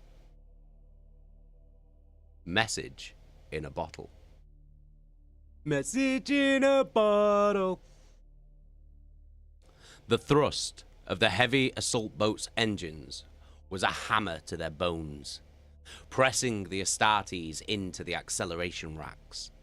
Garro held his muscles tense against the powerful G-forces and let his gaze wander over the interior of the clamshell doors that formed the bow of the boarding ship. Intricate scrollwork spread across the inner face of the doors, charting the countless actions the craft had been involved in. It was one of hundreds, hurtling through the void at this moment, packed with men primed for war. Each of them targeted on the Jorgal world ship with the unerring single-mindedness of a guided missile. Through the picked circuits laced into the lenses of his armor, Garro rapidly blink-clicked through the data available to him via his command-level VoxNet. There were feeds from the eye cameras of the squad leaders, quick scripts of telemetry from Voyan's Medicae Auspex, and there, for a moment, a grainy, low-resolution image from the outside across the boat's serrated prow. Garro dallied on that for a few seconds, watching the motion of the vast cylinder as they approached it. The hull wall of pearlescent metal grew larger. It was so huge that the curvature of it was hardly noticeable, and the only sign that they were actually closing in on it was the slow crawl of detail as surface features became clearer. Here, a cluster of spikes that might be antennae, there a bulbous turret spitting yellow tracer fire. The captain felt no fear at the Jorgal guns. The assault was moving at punishing speed beneath a cloak of electronic countermeasures, heat baffle flare bursts, and glittering clouds of metal chaff that would render sensors unintelligible. He was confident in Tamita's skills, certain that the captain of the Fourth had sent the picket fleet into disarray and robbed the Xenos of any usable warning. The wall was very close, the distance vanishing in moments. Garro was aware of other boats converging at the edges of the greyed-out image. Long-range sensors had determined that this portion of the cylinder's hull was thin, and so it would be here, some half-kilometre from the cylinder's midline, that the Death Guard would make their ingress. Garro let the link fade and gathered himself, switching over to the general Vox channel. His voice echoed in the helms of every Astartes on the boat. Steel in your bones, brothers. Impact is imminent.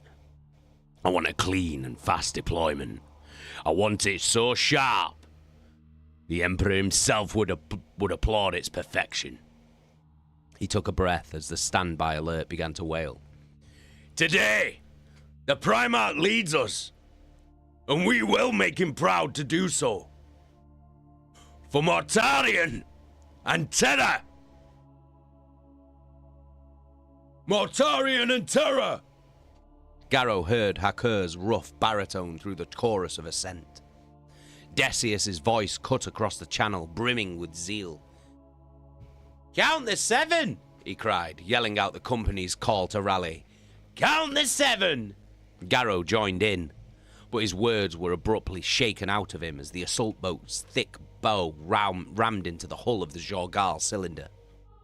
Piercing shrieks of rendered metal and escaping atmosphere thundered around the boat's thick fuselage as it drove itself deep, clawed tracts across its flankings, biting and sparking to pull it through meters of chitinous armor plate. Turning and shifting, the boat's autonomic pilot brain deployed hydraulic barbs to stop the outgassing of air from blowing them back into the void. The juddering, screeching, ear-splitting ride seemed to go on forever, and then it abruptly stopped. The assault ship listed. Garro heard metal scrape on metal, and then the trigger rune before him on the clamshell hatch flashed on. "Ready on release!" he snapped. The hatch blew open on explosive bolts, and Garro had his bolter loose and in his hands, ready to kill anything that dared to come in. But it was a sudden flood of brackish blue water that smashed down into the boat, not an enemy defender. The liquid was icy, swirling rapidly around his legs and up to his stomach. "Go!" Garro roared. The battle captain was aware of his men moving behind him as he launched himself out of the assault craft. He plunged into the cobalt murk and burst back through the surface, turning around and getting his bearings. It was 100 to 1 chance. The assault had penetrated through the bottom of a shallow chemical lake, and the dark hulls of the boats protruded from the sluggish liquid like the tips of jagged armored fingers. Already the waters were icing over and freezing into blue-white halos where the cold kiss of space had followed the invaders in. Through his helmet's breath screen, Garro drew a rough inhalation that tasted of metallic salts. Nearby, he saw Grulgor kick angrily away from his lander and snarl out a command. There, on the shore, pointing with his man-reaper, was Mortarion. The sight of the Primarch was enough to send Garro's blood racing, and he stormed forward through the shallows, his bolter held high. "Count the 7!" called the captain, and he did not need to look behind him to see the elements of his company follow information. Garro advanced from the deployment point with Hakur's veteran squad at his side, joined by Decius and Sendek for support. Around them, the chaotic crash of gunfire and blades on blades rippled over the gentle landscape of the lakeshore. Hordes of Astartes met the Xenos in deadly, furious conflict. The alien force was quickly in disarray. Even in non-humans, Garro could sense the motion and shift in the character of a battalion when they lost their nerve. Groups broke apart and reformed, milling and confused, instead of drawing out and away in any semblance of order. Butchering them would not take too much of the Death Guard's energy. It was clear the Jorgali had understood too late that the objects on a course towards their world ship were not massive munitions, but actually manned craft. The near-suicidal manner of such a boarding operation had shocked them, and they were unprepared for the brutal fury of the Death Guard incursion. Their mistake had been compounded by errors in the deployment of their combatant enhanciles. The Jorgal cyborgs standing on the banks of the chlorine lagoon were massacred, their keening cries echoing over the shallow, sandy dunes surrounding the landing zone. In the back of his mind, the battle captain was already thinking ahead, considering how they would secure the breach point before the companies split to attend to their individual objectives. Garro led his men in a thrust through a nest of spindly, whirling dervishes, fighting past sweeps of dull steel glaives and placing a double-tap bolt shots through the ribs of every Jorgal they saw. The Astartes expanded outwards from the lake in a ring of off-white armor, the advance rolling over the defenders. Moving and firing, Garro's troop crested a dune of crystalline granules that crunched loudly beneath their boots, and found some close combat kills. A phalanx of Jorgals swept and turned to them, caught in mid-flight, daring to stop and engage the Astartes. Weapons barked on both sides of the fight, the heavy roar of bolters drowning out the hissing clatter of electrostatic arc fire from the implanted projectors of the enemy. Decius, who favored the blunt trauma of a power fist, slipped into the midst of the aliens and punched one to the powdery dirt, over and over, slamming its long neck and oval head into a ruin.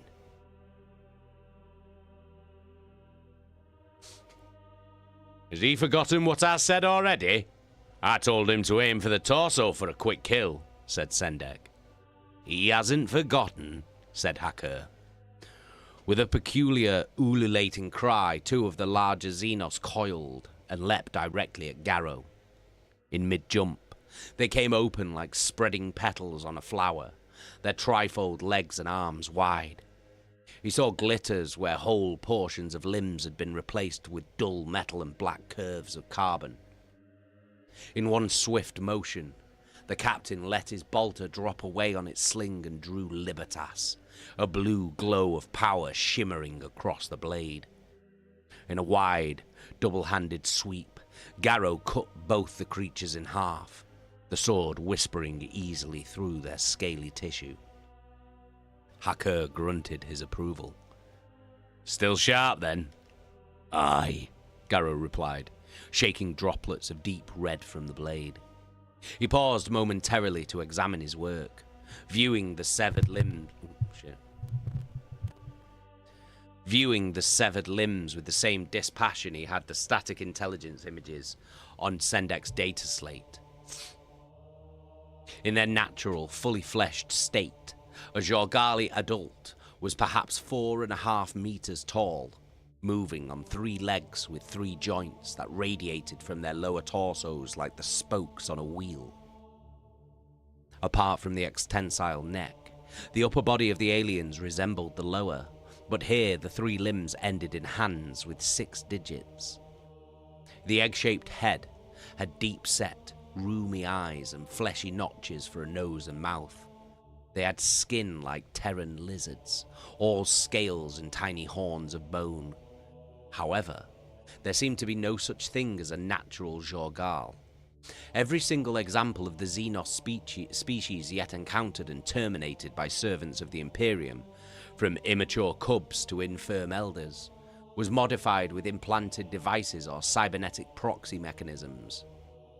The slate showed oddities such as spring piston legs, feet replaced with wheels and rollers, knife claws, sheets of subdermal armor plating, telecameras inside optic cavities, and even ballista needle weapons nestled within the hollows of bones. The similarity in intent between the alien implants and the engineered organs that he possessed as an Astartes was not lost on Garro. But these were Xenos, and they were invaders. They were nothing like him, and as the Emperor had decreed, they were to be chastised for daring to venture into human space. Near to the sluggish waterline, a horde of clawed Jorgali, most likely some kind of hand-to-hand variant, hacked at a dreadnought from the Second Company. The venerable warrior had become bogged down in the chemical slurry at the lake's edge, and Garro saw it spin on its torso axis, clubbing at them with a chain fist. A white flash fell from nowhere into the heart of the Jorgal rippers, and the captain heard Ignatius Grulgor bellow with wild laughter. Grulgor came to his feet, surrounded by the Xenos, and threw back his head. The commander of the Second had gone bare-faced. The foul air of the bottle world did not concern him. In either hand he carried a Regulation Mars pattern bolter, and with delight, Grulgor unloaded them at point-blank range into the enemy. The sheer velocity of the shots chopped the Jorgal into reeking gobbets of flesh, giving the dreadnought valuable seconds in which to extract itself. In moments, Grulgor stood at the center of a circle of alien carcasses, vapor coiling from the barrels of his guns. The commander saluted the Primarch and flashed a sly, daring grin at Garro before moving on in search of new targets.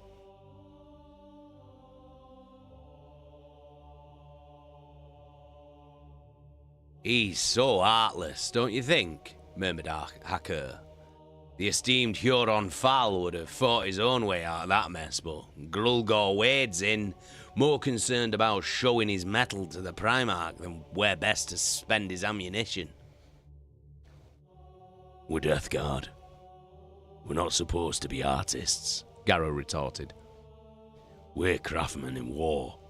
Nothing more. Direct and brutal. We don't seek accolades and honors. Only duty. Of course, said the veteran mildly. Decius came bounding up to Garro, kicking away the corpse parts from his kill. Ugh! You smell that, sir? These things! The blood stinks! The battle captain didn't answer. He hesitated, his attention drifting, watching Mortarion in the thick of his cold fury. At the Primarch's side, Typhon and the twin sentinels of the Death Shroud were whirling and culling, their man-reapers moving unhindered through a milling, screaming pack of Jorgal. The Death Lord himself had clearly deemed these inferior strains of Xenos to be unworthy of his scythe, and instead was at work putting them to the light of his lantern. Hard-edged white rays keened from the stub barrel of the huge brass pistol, leaving purple after-images on Garro's retina despite the enhancements of his modified eyesight. Wherever the lantern's punishing beam struck, Jorgal defenders became charcoal sketches, twisting and then turning to smoke. Mortarion reached into a hooting scrum of aliens and ripped an injured man from their midst, battling them effortlessly away as he hauled the wounded Death Guard to safety. The Primarch spared the man some unheard words, and in return, the bareheaded Astartes roared in assent, rejoining the fight. Magnificent, breathed Decius, and Garro could sense the coiled need in the younger man, the yearning to run down the dune and press into Mortarion's company, to throw away all battlefield protocol just for the chance to fight within his master's aura. It was a difficult urge to resist. Garro felt it just as strongly, but he would not lower himself to duplicate the self-aggrandizing behavior of men like Grulgor. Then the younger Astartes tore his gaze away and cast around. So, this is the great creation of the Xenos, eh? Not much to look at. Human spacefarers once lived in cylinders such as this, noted Sendek as he reloaded. In the deep past, before we mastered the force of gravity, they called them O'Neill colonies. Decius seemed unimpressed. I feel like a fly trapped in a bottle. What sort of inside-out world is this? He gestured upwards to where the landscape curved away to meet itself kilometers over their heads. A thin bar of illuminators extended away down the axis of the cylinder, disappearing to the fore and aft in yellow clouds. Garro's eyes narrowed as he spied motes of dark green moving up there, shifting through the corridor of zero gravity at the world ship's center. Hakur tensed at his side. I see him too, Battle Captain. Airborne reinforcements. Garro called out on the General Vox channel. Look to the skies, Death Guard. On the blood-slicked sandbanks, Mortarion stabbed the air with the blade of his scythe. The Captain of the Sevens has keen vision. The Xenos seek to distract us with easy kills, to keep our attention on the ground. The Primarch gave Garro a curt nod, and strode to the top of another shallow powder dune, ignoring the scatters of enemy needle shot that whined off his brass armor. Mortarion let his hood roll back, so he could turn his face to the caged sky. We must correct them. For a long second, Nathaniel found himself rooted to the spot by his master's casual acknowledgement, despite his best intention to make little of it. the favor of his Primarch, of an Emperor's son, even for an instant, was a heady thing indeed, and he found some understanding as to why men like Grulgor would go so far to court it. Then Garro shook it off and slammed a fresh sickle magazine into his weapon. Sevens, to arms. Bringing the bolter to his shoulder and sighting upwards along its length. The Jorgal flyers came in numbers that dwarfed the ragged packs of land-based fighters the Death Guard met at the lake, clad in flickering green armor that wound about them in strips. The airborne Xenos had sacrificed 2 of their limbs to their mechanical surgeons. In their stead... Yo, Nasser, thank you so much. Thank you for the cheer. Massive love. Cheers, brother. I appreciate that. In their stead were beating wings of sharp metal feathers, each edged like a razor.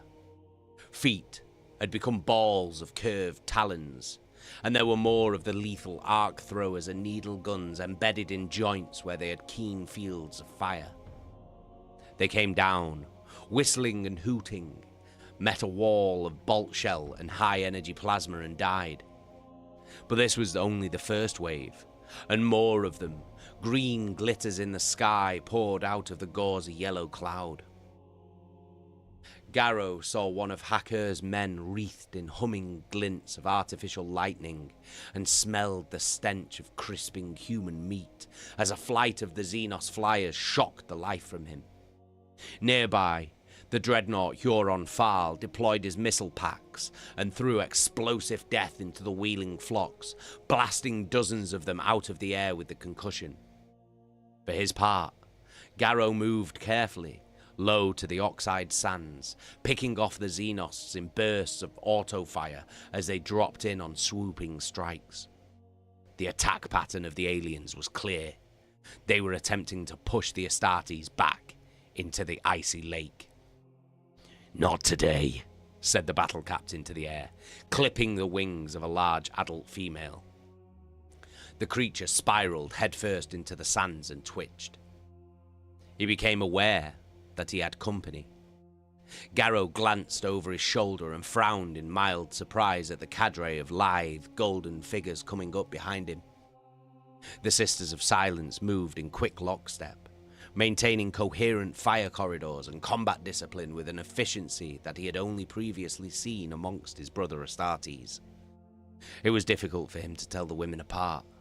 Their armor was polished to a glittering sheen, unadorned by any brash sigils or fluttering oath papers like the pale war gear of the Death Guard.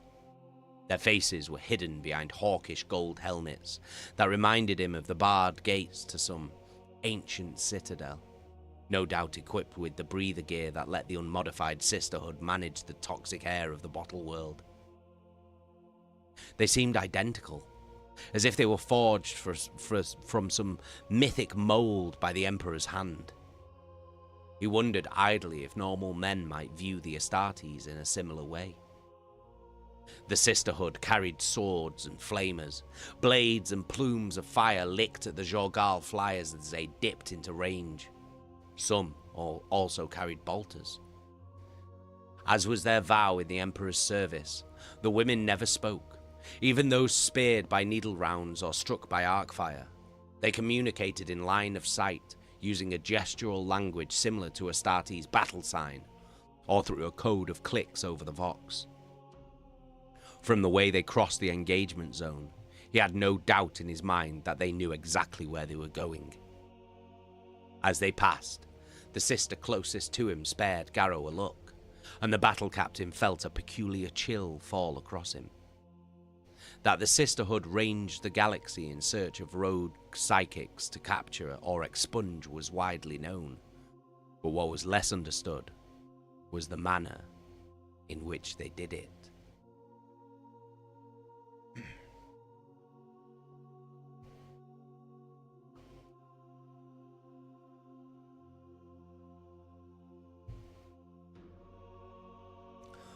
Garro had heard that unlike other living beings, These unspeaking women were silent not just in the material world, but also in the ephemeral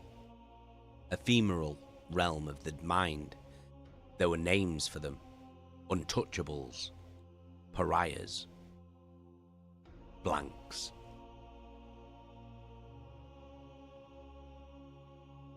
He frowned at the irrational nature of thoughts, pushing them away. In the next second, they were forgotten as warning runes blinked inside his visor. Garro caught the sound of shrieking air over razor wings. He moved as a flight of Jorgali came down upon them. Fast as only an Astartes could be, he slammed his hand into the back of the sister at his flank and sent her down and away as tenfold claws cut through the air towards them. Garro threw up his arm to deflect the blow and felt the talons slice gouges through his vambrace. The screeching Jorgal ripped upwards and into his helmet, tearing it from his neck ring in a bone-wrenching impact. He staggered and recovered, bringing his bolter to bear. Garro's gun barked, and from the sand the sister fired with him. None of the flight that had dared to attack them lived to take the air again. The battle captain grimaced and patted his face, content to find he had gained no new scars from the encounter. Getting to her feet, the Witch-Seeker walked to him and presented Garro with his helmet, ripped back from the Jorgal claws. It was badly damaged, but the symbolic gesture was an important one. The woman looked up and inclined her head. With her free hand, she touched her heart and her brow. The meaning was clear. My thanks to you. Unsure of the correct protocol, Garro simply nodded in return, and that seemed enough. The women moved on, leaving him behind.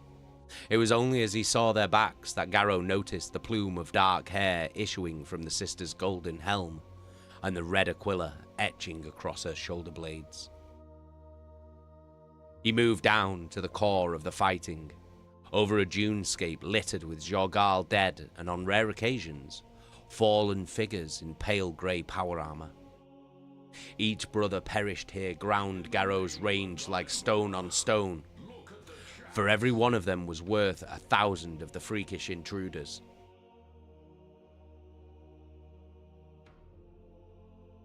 Oh, hey, Shadow, you alright, mate? How you doing? You alright?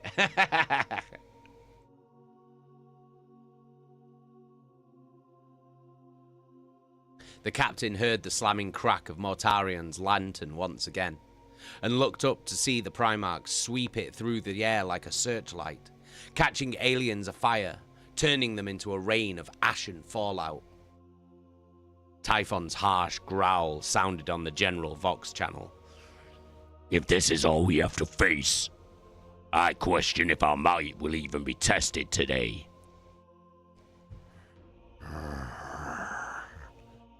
My father sent me here. Mortarian's words were mild, but heavy with intent. Do you think him wrong to do so, First Captain?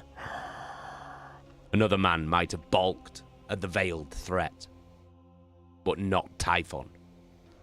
I only chafe at such poor sport, Lord Commander. We dally here too long, sir. Garro caught a grunt of agreement. Perhaps we do, my friend.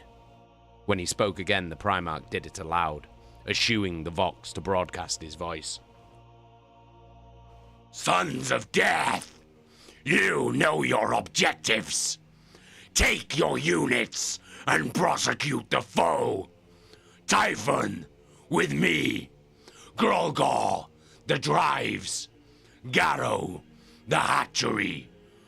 Go now! The elements of the 7th Company came to him, and the battle captain was pleased to see that there had been few losses among them. The apothecary, Voyen, looked him up and down, silently commenting on the state of his helmet where the headgear hung from his belt.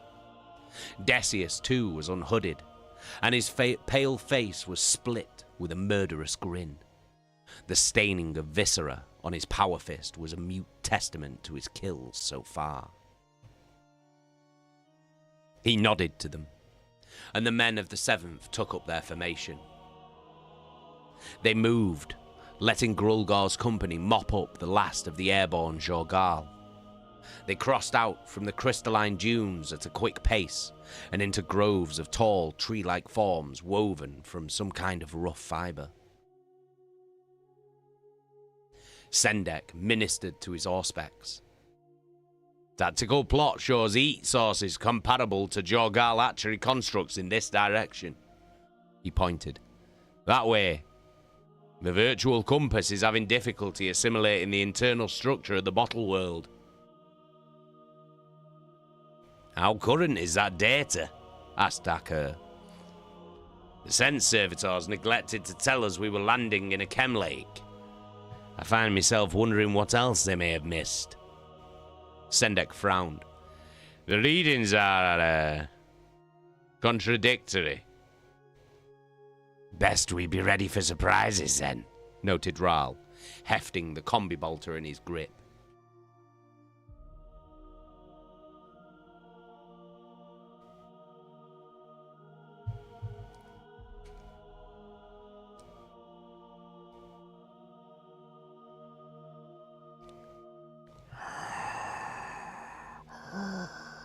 Do not allow yourself to be lulled into complacency by the name of your target, Captain. Mortarion had spoken the words without looking at him, as Garro stared into the hololith in Endurance's assembly halls. This so-called hatchery is not the only creche for the Jorgali young, but also a place of modification. You will probably find eggs filled with armed adults as well as their larvae. Garro recalled the Primarch's words as he looked up at the towering fibrous trees. Further into the forest, where the stalks were planted in dense, regular rows, the tree things were heavy with great grey orbs that hung like monstrous fruits. Some showed signs of motion inside, things shifting about in lazy thrashes. Here and there were pools of watery fluid that Sendek immediately designated as yolk. Voyen agreed with the description, pointing out dripping orbs up above that hung ragged, formless and clearly empty. Roots of the trees drink the liquid back into the system, noted Sendek. Quite efficient. Oh, I'm rapt with fascination, Ral said, in a tone that indicated the reverse. Decius kept his bolter close. Where are the defences? Do these Xenos care so little about their spawn that they leave them open to any predator that happens by? Perhaps the children are the predators, offered Hacker darkly. One of the men from the veterans squad halted and gestured ahead. Captain, he asked. You see this? What is it? Asked Garro. The Astartes bent and gathered up a shiny metallic object, roughly oval in shape. He turned it over in his hands. It's a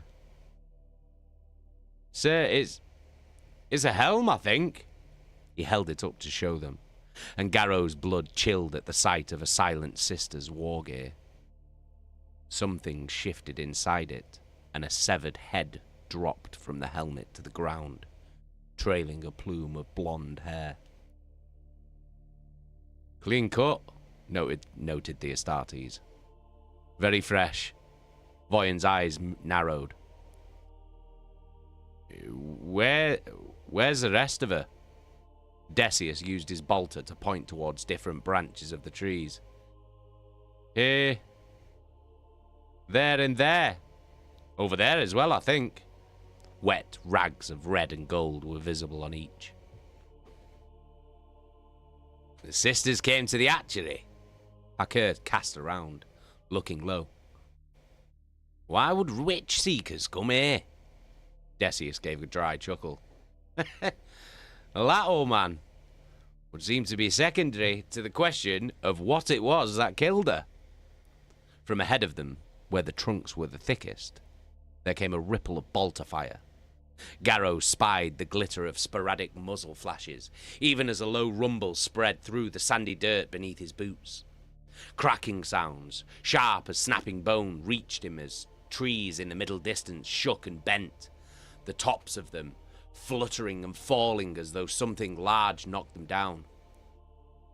You're about to get your answer, Ral said, raising his bolter. The sisterhood came through the egg trees, moving like dancers, harrying the Jorgali and Hansail with their weapons. It was the largest of the Xenos that Garro had encountered on board the Bottle World, and of a design that had not been in Sendex documentation. Outwardly, it resembled the form of a Jorgal in a basic sense, but it was perhaps 10 times its mass. As high as the canopy of the trees, the thing appeared to be an agglomeration of scaled flesh and metals, a Jorgal deformed by gigantism and then improved by technology to be larger still. The battle captain could make out fleshy matter inside a glass orb at the middle of the cyborg's mass.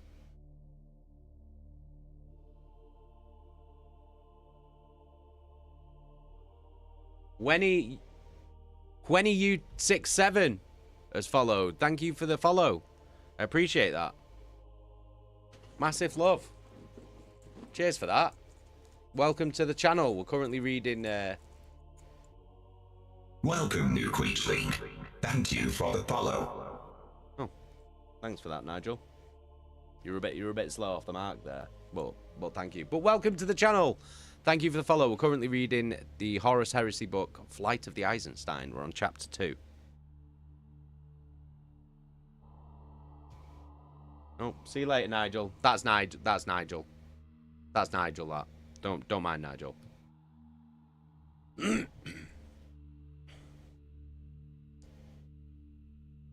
Where were we? The battle captain could make out fleshy matter inside a glass orb at the middle of the cyborg's mass. Perhaps, he reasoned, whatever remained of the Jorgal's original form. It had no arms. Instead, there were writhing clusters of grey iron tentacles sprouting from each of its upper limb sockets. Some moved like striking serpents, snapping out at the sisters, while others knotted around an unseen burden that the thing clasped desperately to its chest. Some sort of guardian, offered Voyen. Some sort of target, retorted Decius and opened fire. The Death Guard moved in to assist the Sisterhood, firing on the approach, adding their shots to the storm of bullets that haloed the cyborg. Garro had the fleeting impression that the machine form was trying to escape, but then it turned around and threw any notion of fleeing aside. Perhaps it might have got away from the women, but with Garro's arrival, it had no other choice but to stand and fight. Metal feelers lashed out across the ground, keen-edged tips slicing furrows in the dirt. They flexed and moved, ripping up divots and roots.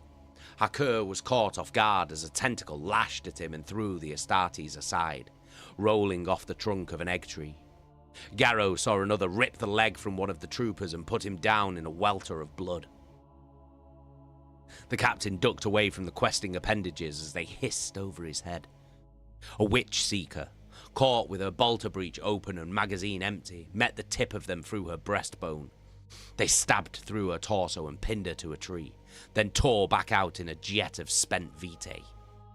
Still trailing blood, the tentacles bent and whipped at the Emperor's warriors, clipping Ral on the backswing and tearing the gold hood from another of Kendall's women. Without her helmet, a severe null maiden with a red topknot and portcullis faceplate choked and stumbled. The rancid atmosphere of the Jorgal vessel scouring her lungs. Voyen was already moving to assist her, and Garro's face soured. The cyborg was just too fast, too wild and too uncontrolled in its motions. To kill it, they would need to take a more direct approach. He thumbed the selector switch on his bolter to fully automatic fire and charged the Xenos hybrid. The battle captain unloaded an entire clip into the legs and thorax of the cyborg, gouts of oily fluid and flashing short-circuit arcs marking where each round hit home. The Jorgal thing hooted and growled, turning to focus its attention on the figure in grey-white armor. Steel-sheathed whips shot out, extending and buzzing with effort, and Garro threw himself into a roll, dodging the places where they stabbed into the soil. The tips of the lashing feelers clattered over his ceramite armor, and Garro felt a sting of pain as they raked the place where the flyer's claws had cut him on the lakeside, reopening the wounds there. A chance flexion of the tentacle, a second of delay on his part, and suddenly the captain's bolter was spinning away from him through the air, the strap hanging ragged as the gun was snapped from his grip.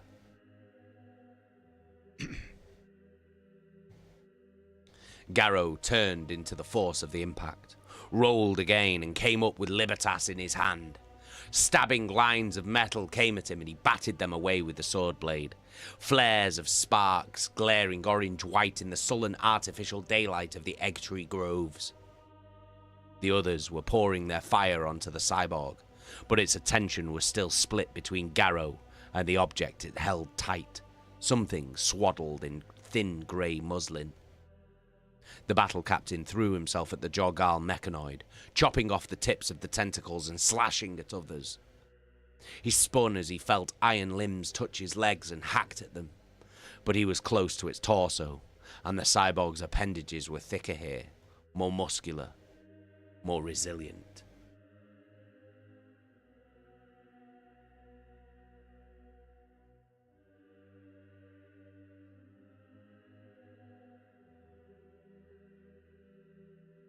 Powerful coils enveloped him, and Garro felt the ground drop away.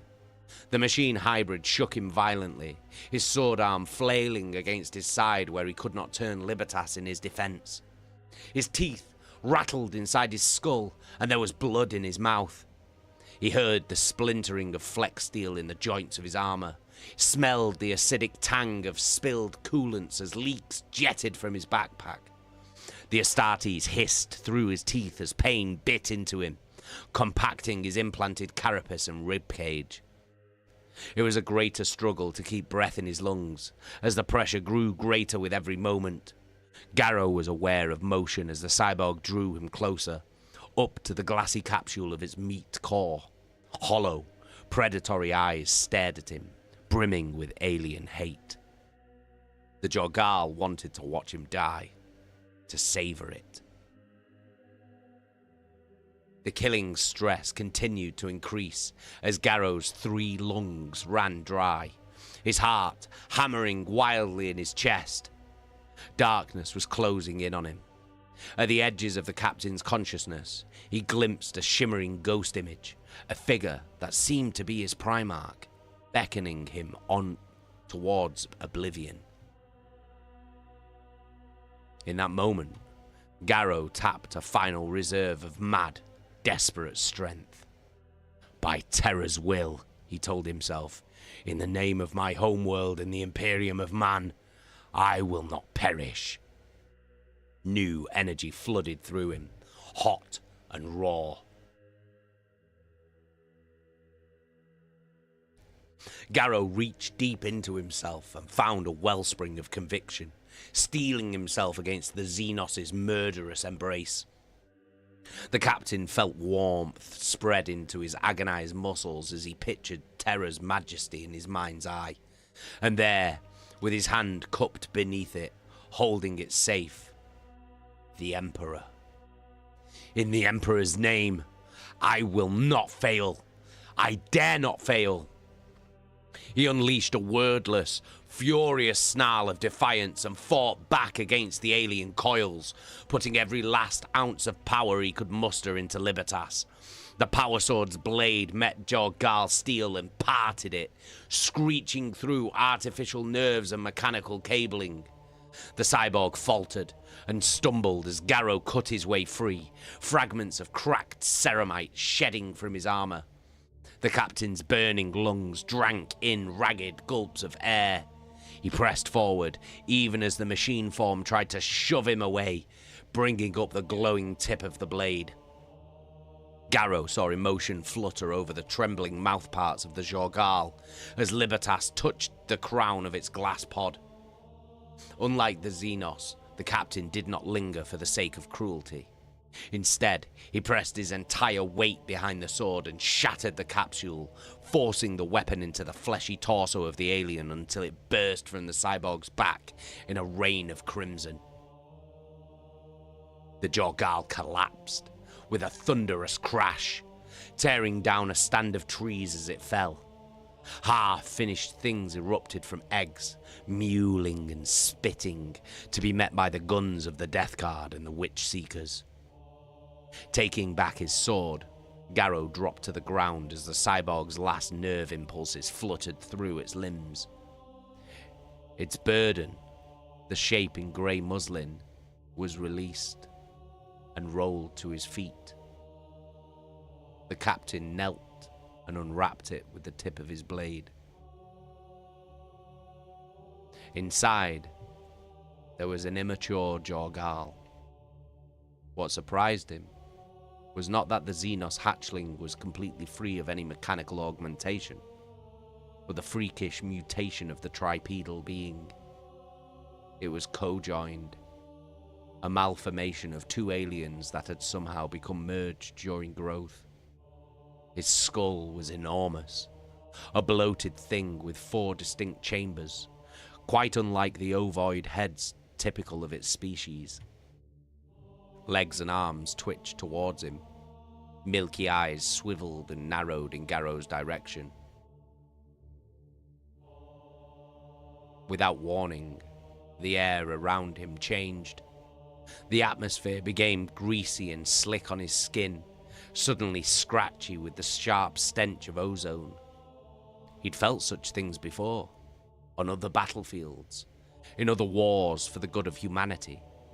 Garro's mind screamed a single word, and he understood exactly why the Sisters of Silence had come to this place. Psyker.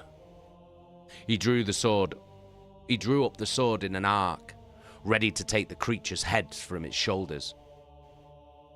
Wait. The word struck him like a cold flood, making his arm go rigid. The ozone stink enveloped him, clouding his thoughts and tightening on his mind just as the cyborg had coiled around his body. It reached into Garro, searching through him as easily as it might have leafed through a book. Death Guard, it whispered, amusement in its words. So confident of your righteousness, so afraid to see the crack in your spirit. Garro tried to complete the killing blow, but he was locked tight, trapped in amber. Soon, the end comes. We see tomorrow, so shall you. All you worship will wither. All will. The mutant's torso burst in a welter of blood and bone fragments, as a single bolt around tore a hole through it as big as a fist. Suddenly, the haze was gone, and Garro blinked it away, as if waking from a deep sleep. He turned and found Sister Amendera Kendall at his shoulder, smoke curling from the muzzle of her gun. Her dark eyes studied him from the vision slits of her helmet. The captain stood carefully and duplicated her gesture from the lakeside, touching his armored fingertips to his heart and his brow. He became aware of a sound reaching through the wooded ranks of the hatchery, a whistling, a keening that was quickly growing in volume. The sound was atonal and harsh on his ears. It was a lament, a cry from the unhatched. "Look!" shouted Hacker. "In the trees! Movement everywhere!" Every egg orb that Garro could see was trembling as the Jorgali things inside thrashed and tore at their confinement, frantic in their need to escape. He flicked a look to Kendall as the sister directed her cohorts to gather the dead mutant into a chainmail sack. She glanced up at him and nodded. Perhaps Voyan had been correct. Perhaps the cyborg had been some kind of guardian protecting the Psyker child. And now it was dead. Its siblings were enraged. Spatters of yolk rained down from the trunks. Kendall flicked out harsh gestures to her sisters, and the women moved off, turning their flamers on the foliage. Garro saw the merit in her action and called into his voxling. Deploy grenades and explosives. Follow the Sisterhood's example. Destroy the trees. The fibrous matter of the egg trees was dry and made excellent tinder. In moments, the alien woodland was burning, the grey sacks popping and boiling. Many of the enhanciles made it to the ground, mad with fury, and they were put down with detached precision.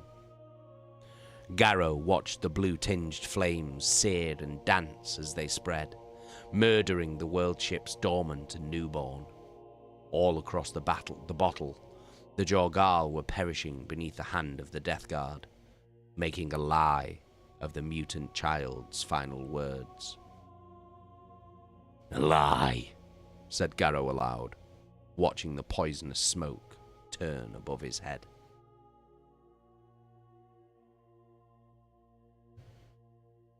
There we go. That's the end of chapter 2. That's where we're up to for next week. Bloody hell.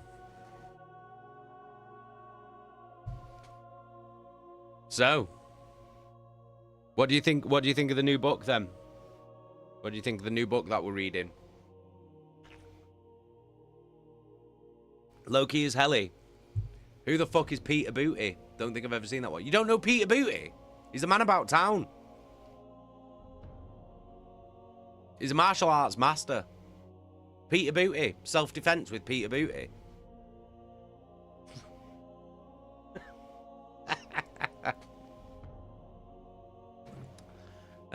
Cecil says, good shit. Jacka says, can we appreciate how amazing the Slam King is at reading this book? Cheers. It was a bit weird today. I had to get used to reading it off a PDF file because my book hasn't arrived yet. So, should arrive though. I should have the book for next week. Owen, I very much appreciate that they've not just carried on with the old guys who escaped from the last 3 books. Yeah, it's cool, innit? It's giving us backstory. So obviously we know Garro. Like Garro, Nathaniel Garro, he is the guy who's got who picked up Cinderman, Keeler, and Ollerton with the Eacton Cruise. But this is showing you the lead up to that moment, or at least a little bit of lead up to that moment, just so we know who the characters are. Do you know what I mean? Which is good, because we'll find out how Garro got to where he was at Istvaan, just before, obviously, Saul Tarvitz basically was like, "Yo, we're getting fucked."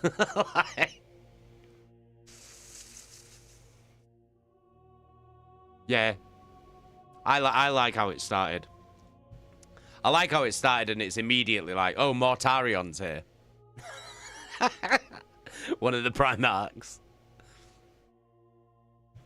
So I like that. There's no messing around. It's just straight in with the fucking Primarch shit.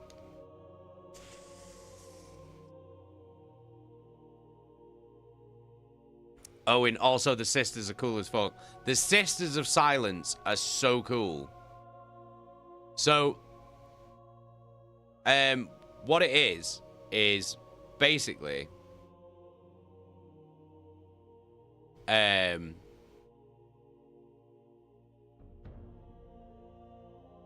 what it is basically, they're blanks. So they're psychic blanks, basically, the pariahs. And what that means is that they don't have any presence in the warp. Like all living creatures do. Like a soul, basically. Whereas they don't have one.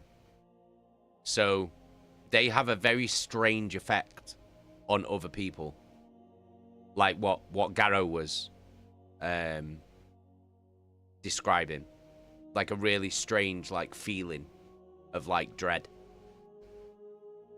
But for if you're a psychic, if you're a psyker, someone or something with psychic powers, you will react like very badly to being in the presence of a blank. So if a blank is anywhere near someone with psychic ability, it will physically hurt them. Like it will actually like put them through pain. And that's why all of the Sisters of Silence are blanks, and that's why they're witch hunters. They hunt psychers, basically, for the Emperor.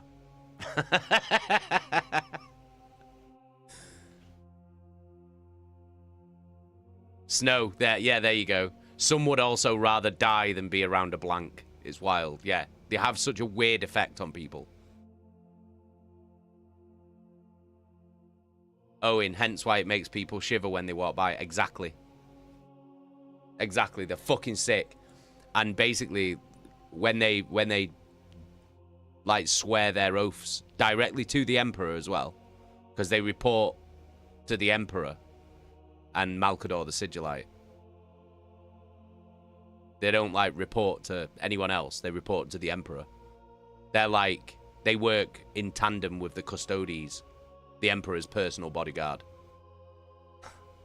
And when the Sisters of Silence make their oaths of fealty to the Emperor, they make an oath of silence. So they will never again speak. Which is why they communicate with hand signals. And they communicate with Vox clicks. You know, like turning their Vox on and off. Like in Morse code. What do they look like, the sisters? Give me a second.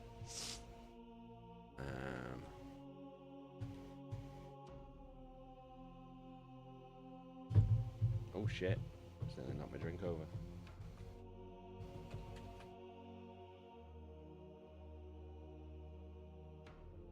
They have like golden armor. If I can find a good picture of them. 1 minute.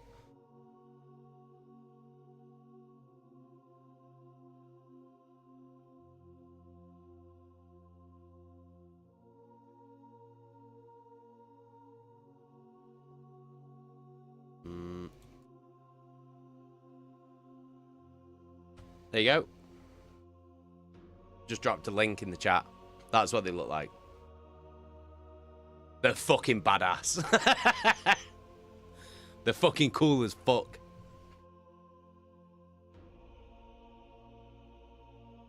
Yeah, Owen, gold armor, size of normal people. Yeah, they're not. Well, I say not. They're normal humanoid, human-sized. They're not like enhanced or any shit like that. They're born as blanks. Blanks are born. They're not made. At least that main woman was bald, but with a big fuck-off ponytail of hair. Yeah, they can also wear, like, golden helmets as well.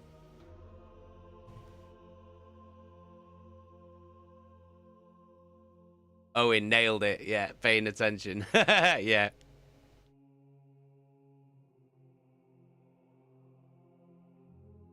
Yeah, Chaka, I've just dropped a link in the chat. Have a look at it.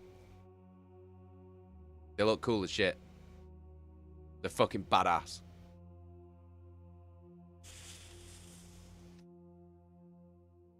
They look like Chaka says they look like my orc hunter in World of Warcraft. They're so cool. But yeah, they work in tandem with the Emperor's personal bodyguard, the Custodes, who are fucking ridiculously powerful. I don't think we've really seen any Custodes in any of these books yet, have we? Fucking hell. The Custodes are the real deal, man. If you think Space Marines are fucking powerful, fucking Custodes are ridiculous. So Space Marines are made, like, en masse. Do you know what I mean? They're made wholesale Space Marines. Custodes, each one of them is meticulously handcrafted by the Emperor himself. One at a time. So you can imagine what they're like.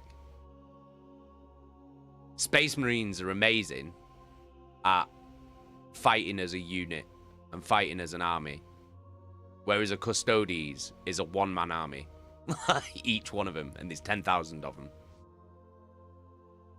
And each one of them is a one-man army, basically.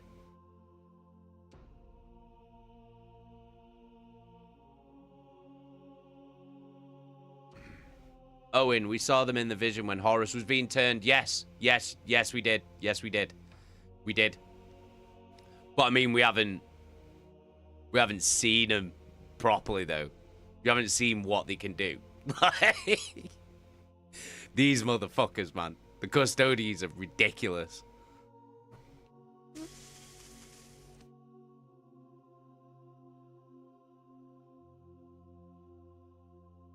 Absolutely ridiculous. Yeah, they're fucking badass, the Custodes. Custodes are the army that Henry Cavill has. And it's well funny, because when you see, like, a Custodes army next to a, like, in the gate, in the actual Warhammer tabletop game, because obviously you have a certain amount of points that you can spend on your army, and different units cost different amount of points, depending on how powerful they are, right? So in a Space Marine army, let's say you've got, like, 50 Space Marines. In a Custodes army, you'll have, like, 20. And that'll be equal power level, basically. Like,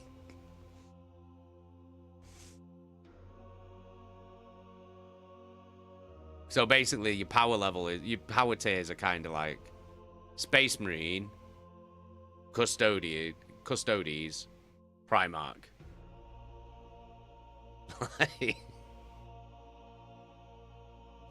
Owen, I'm trying to remember. A standard army is like 2,000 points, right? Yeah, basically. Basically, most people would have a game of 2,000 point Warhammer. But you can have like smaller or bigger. It just depends on what you want to do.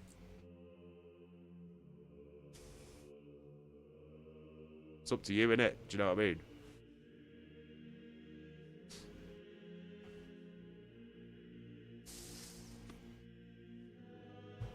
I don't even know how many points of word bearers I've got. I haven't got a fucking clue. I genuinely don't know. I should probably total it up at some point. I think I've got about 2,000 points painted, maybe. Or maybe about 1,500 points painted. And then I've probably got about 5,000 points unpainted. I've got so much unpainted. It's crazy. But I've got demons and everything, though. Like, do you know what I mean? I've got loads of demons as well. So I've got 4 greater demons. I've got 4 greater demons. I've got I've got Be'lakor, which is like a special like character demon prince, and then I've got a normal demon prince as well.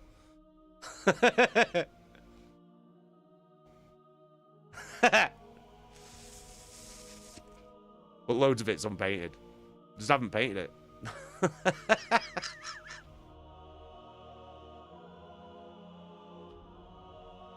I've got like 40 fucking possessed Space Marines, like demonically possessed Space Marines as well.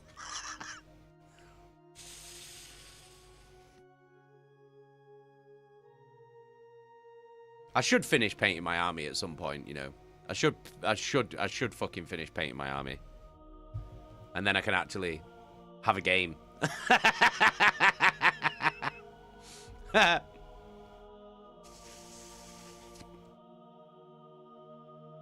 Chaka, is there a story about the Emperor, how he got his powers, etc.?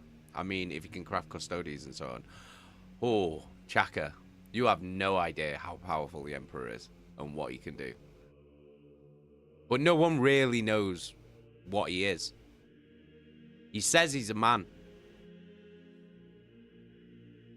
But can a man do the things that he can do? Do you know what I mean? Like, there's a story. Like, there's many stories, really. There's many stories and theories of who the Emperor is and what he is. But none of them are, like, confirmed. I think that's the point, though, is that you don't know what he is. He says he's a man. But it's like, there's no man that can do the things that he does. Owen, you had Black Templars. Black Templars. The religious mental cases.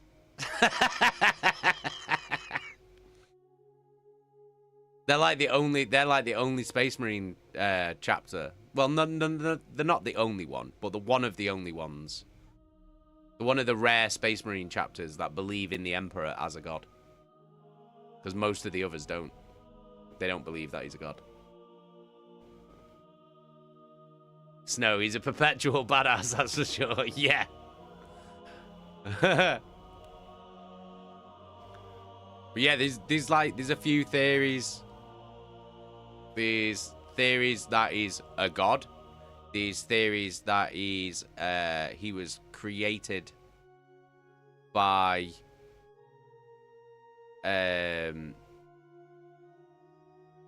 so there's these types of humans called perpetuals, and basically they're immortals, like powerful immortals. Like if they die, they just come back to life.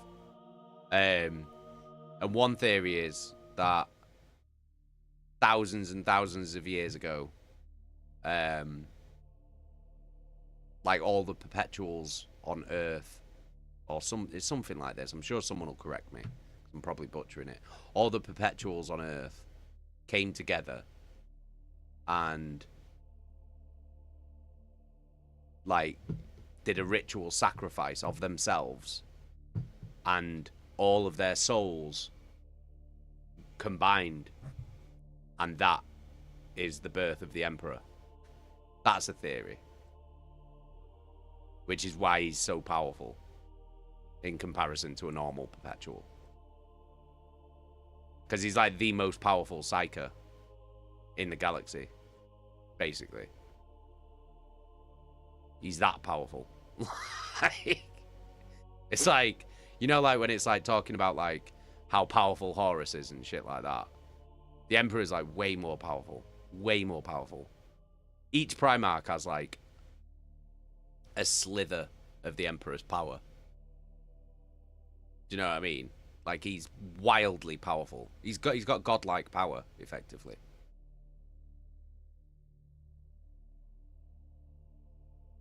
Owen, I have the box and a bunch of unmade still from maybe 15 years ago. Get them made, dude. Make them. Owen, wait, no, the big box I have is a Warriors of Chaos from the fantasy version of Warhammer. They're sick. I collected them. I've got some of them as well.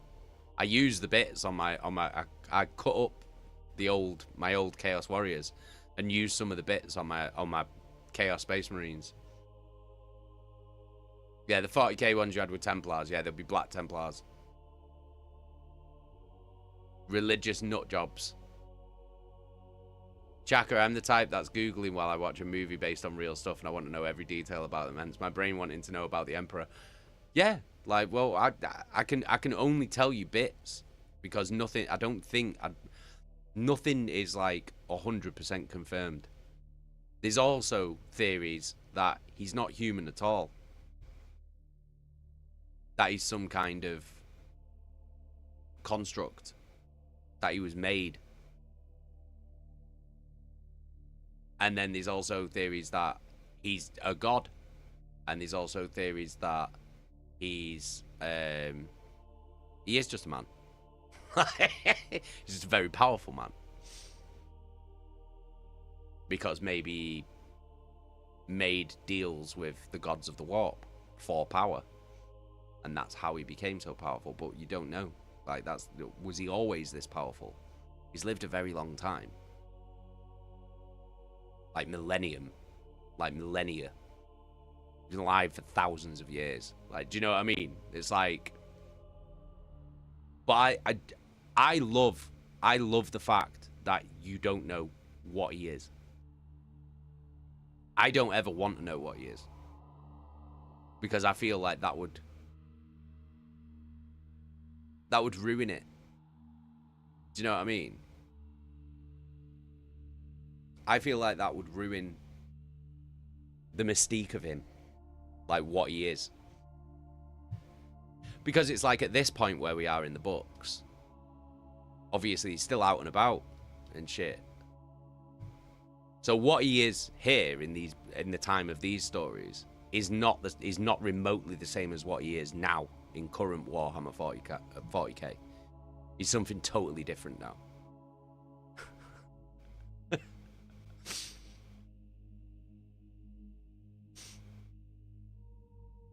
Owen, I might just pull that box out and see what's left in it. Do it.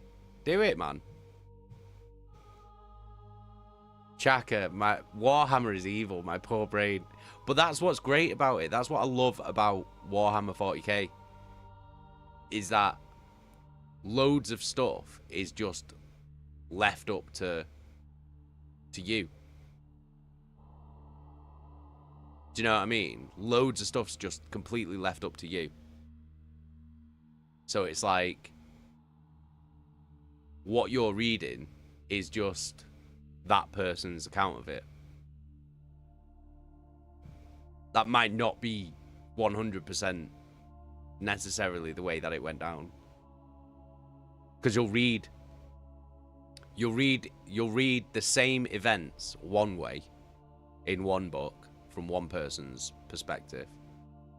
And then you'll read the same events from a different person's perspective in like a different book or whatever, and it might not be the same. They might contradict each other, but that's like by design.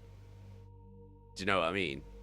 Because it's supposed to be like, well, that's how they perceived it, or that's what they're saying about it, which is cool. Hey Lamb, how you doing?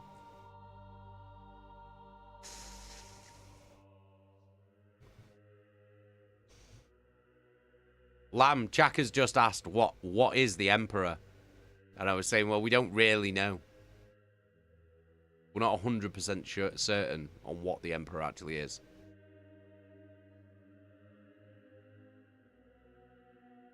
Snow, it would kill some of the... I love seeing all the theories. Yeah, so do I.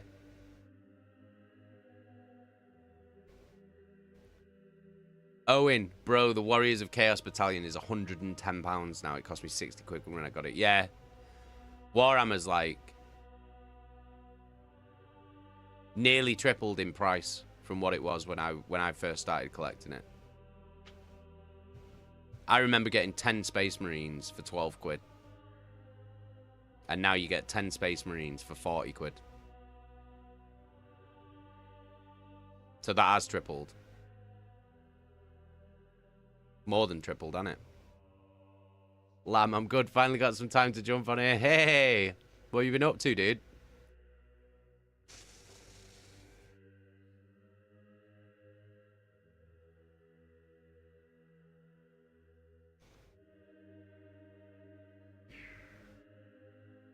Oh, it's the Warriors of Chaos Battalion, 20 Chaos Marauders, 12 Chaos Warriors, 10 Warhounds, and 5 Knights. That's sick.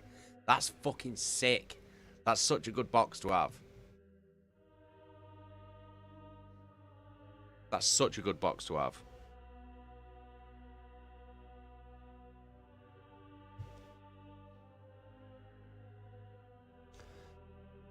Lamb went to see Undeath and Mutagenic Host last night. They were fantastic. Oh, sick. Where was that at? Oh, in 60 quid mental. Might just start making a few again. Yeah, you should. Do it, man. I love it. I fucking love it so much. Honestly. Well, you can tell. I mean, look at what I'm fucking doing right now.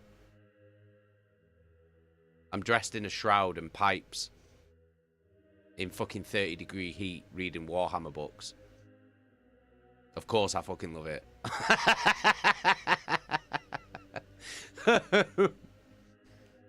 Owen, also a good way to get the skill up before I start on the 40k. Yeah, good practice. It's good practice, man. Get on it. Get on it, lad. So you thinking of starting 40k, are you? What army are you thinking of? Lamb, the flying duck. Everyone must have stank because the bar had a bunch of incense burning. Smells like an Imperial cruiser in here.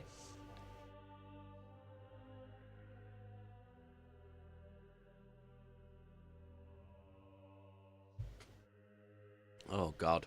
Fucking hell. Can't believe how fucking warm it's been today, though. Absolute fucking joke. Fucking joke.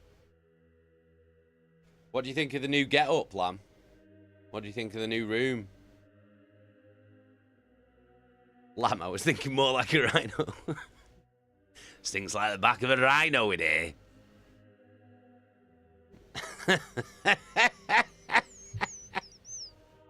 Smells like fucking Nurgle's flip-flop in here.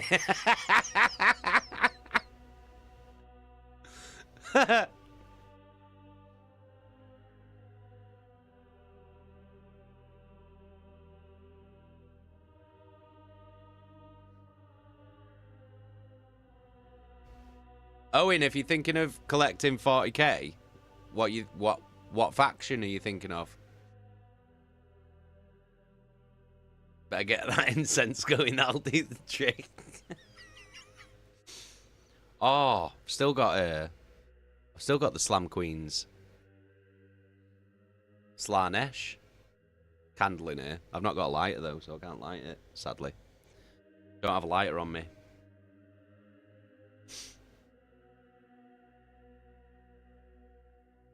Oh, Lamb hasn't met Nigel. Have you not met Nigel?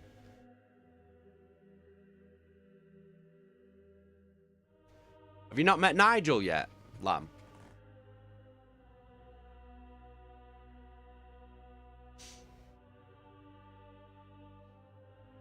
Oh, here he comes. Here he comes. Fucking hell.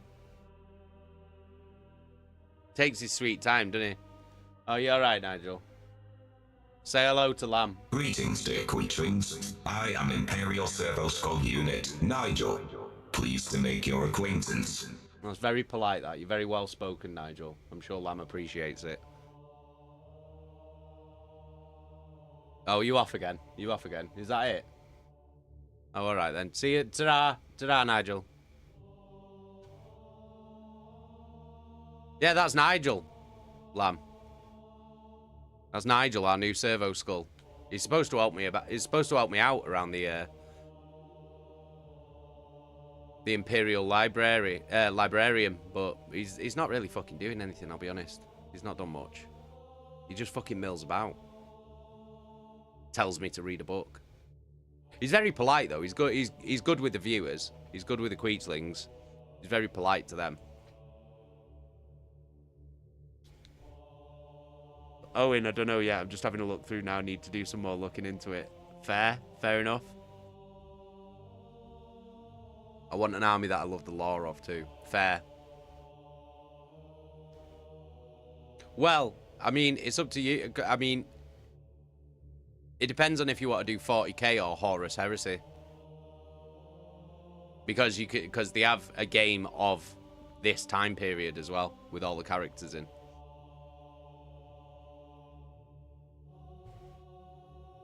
Gav plays Horus Heresy. He's got Death Guard. He's got the one that this book's about.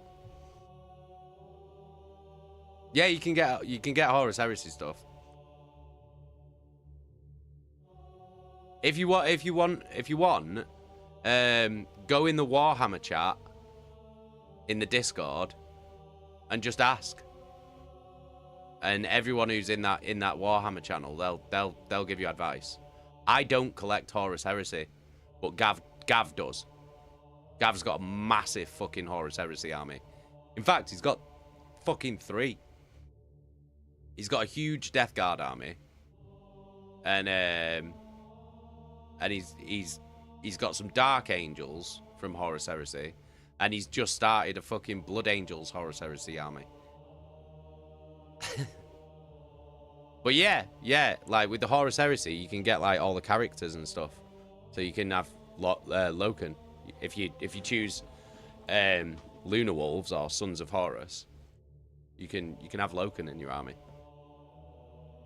Lucius is there. Sol Tarvitz is there for the Emperor's Children. So is Lord Eidolon. Abaddon's there for the Emperor, for the Sons of Horus. You can get Garro for the Death Guard.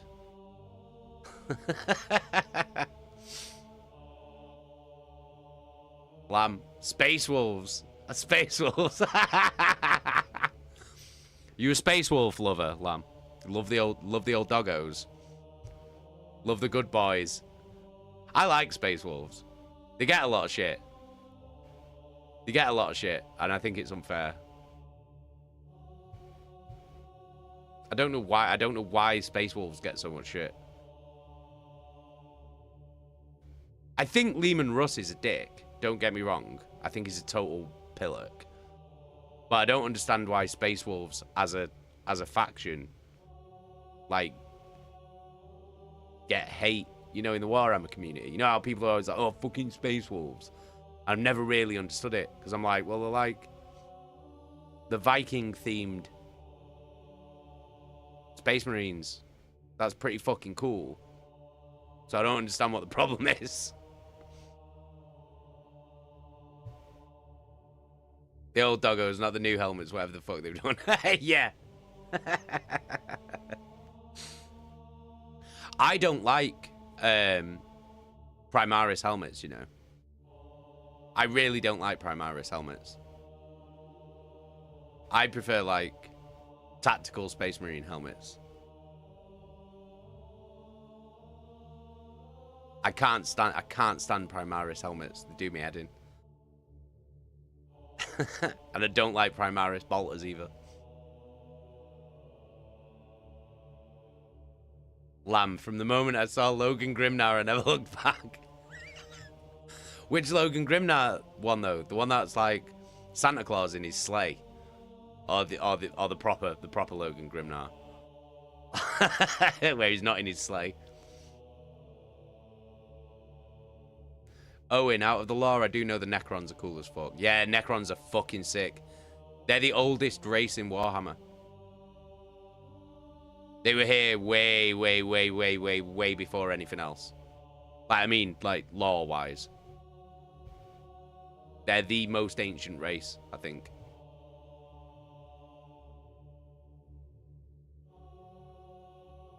Oh, and if I start looking through Horus Heresy figures, am I going to get major spoilers? I don't know. Possibly. I don't know. You best off asking someone who knows more. I'm not sure. Because I can't remember.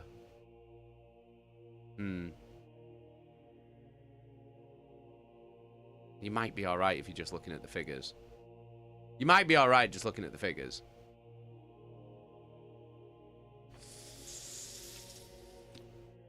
That's the problem, innit? Looking. That would be the problem. Oh yeah. There might be some spoilers actually. Yeah, there's a few spoilers. Yeah, there will be some spoilers. I've just thought of at least 4 I can think of. So yeah, maybe don't look at them.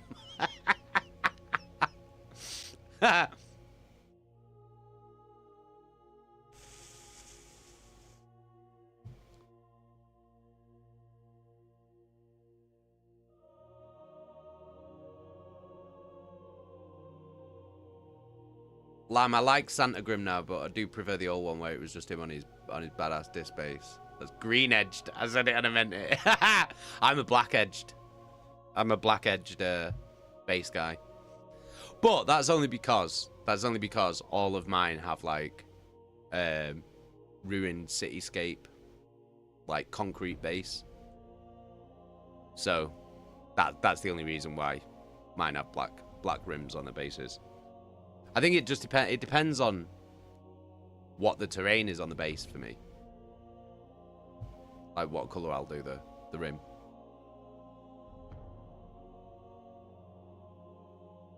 Owen, I just thought of at least 4. Yeah, I just thought of at least 4 that will be spoiled by looking at the miniatures.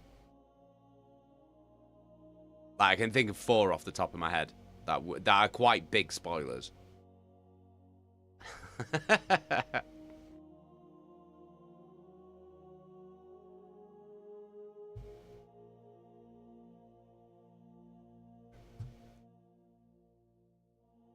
But yeah, Owen, ask. Just go in the Warhammer chat Discord and ask. And then Gav will he'll write you an entire essay out, man. I'm telling you now. Lamb, yeah, I always found it funny at a Games Day event when it was like dirt and sand terrain, and then here comes my army on full green bases with grass. Yeah, but it's whatever theme your army is, isn't it? Do you know what I mean? Have you seen that thing that people have started doing nowadays with the clear bases? I don't know how I feel about that, because I like cool bases for miniatures. Do you know what I mean? I think the base that they're on helps to tell the story of the miniature, whatever the miniature is. But people have just started putting them on clear bases now, which is weird. I mean, I get it, because I guess it's more immersive, isn't it? And you can see more. You can see more that what the actual terrain of the board is.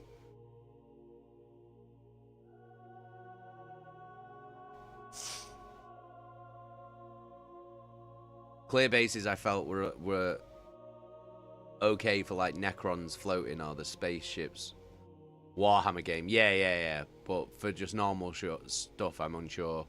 Yeah, I don't know how I feel about it. It's just a bit. I don't know. I just I'm a big base guy though. Do you know what I mean? I enjoy a base. I do enjoy a base. I'm a big fan of a base. The bad thing about my shit is that all my bases look the same. Do you know what I mean? Oh, you're right, Nigel. You're right. What's up with you? Slanking, you look tired. Maybe it is time to retire to your chambers.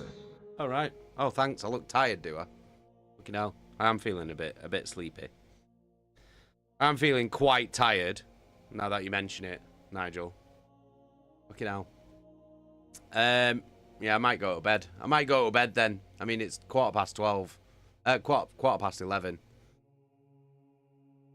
What's Lamb saying? First time I saw that was when Tau came out and one of the units had to have that see-through stick in the base to keep it upright. Oh, yeah.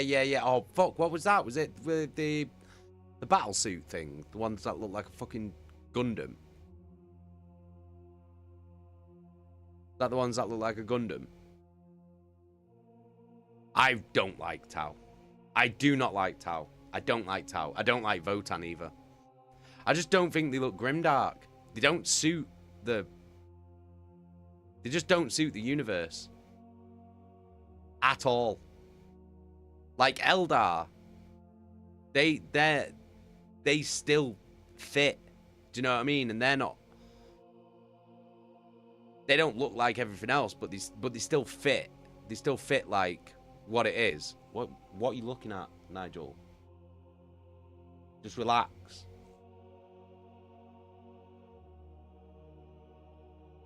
Oh, and I think Tau look cool, but it feels like it doesn't fit it doesn't fit the theme at all. Like, they look like Gundam. They look too anime for me. I just don't like it. And the Votan look way too modern. But it's getting that way with the Space Marines now, though. Like, if you look at some of the new stuff that they brought out for the Primaris, I really don't like it. Because the whole thing for me about Warhammer and the Warhammer 40k universe is how industrial and grimdark and grimy it is. Do you know what I mean? I like how horrible it is. Because it's not supposed to be like... It's supposed to have like technological advances, but also steeped and held back. Like, do you know what I mean? With like medieval fucking philosophies and shit.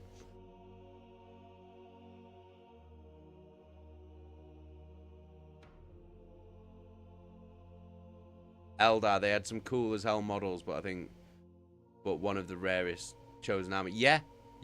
They used to be really popular as well, Eldar. When I first started collecting Warhammer, when I was about... Fuck, I don't know. Maybe 13. Maybe 13. 13, 14. Eldar were popular as shit. Eldar were really, really fucking popular. And now they just... But I guess they weren't as much choice back then. Do you know what I mean? Because when I first started, Dark Eldar weren't even out at that point. It was Space Marines. Necrons weren't really an army either. I think there was like one metal miniature of a Necron. So there was Space Marines, Chaos Space Marines, Orcs, and Eldar. There was like 4 armies.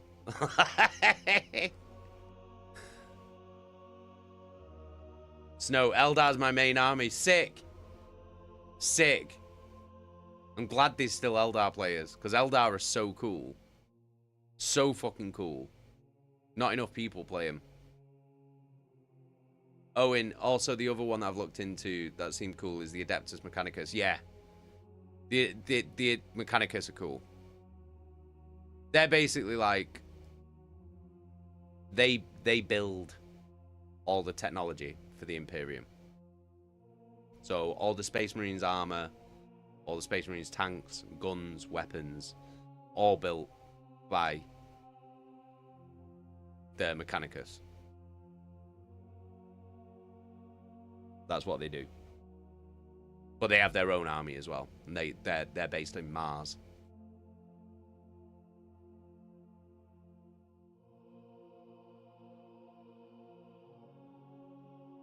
Oh, and I've tried to avoid as much Space Marine lore as possible because of spoilers tied to the heresy. Oh, dude. Like, basically, the entire lore of the Imperium in 40k is based on the foundations of what happens in the heresy. So you'll really have to fucking avoid... You'll have to avoid a lot.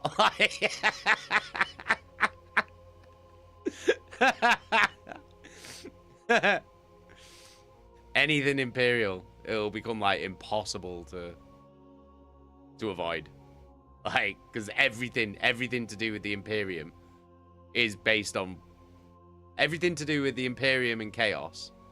Those two factions, everything to do with that is based on what happens in the heresy. That's why it's such a massive thing. Like, it's such a massive, universe-changing event.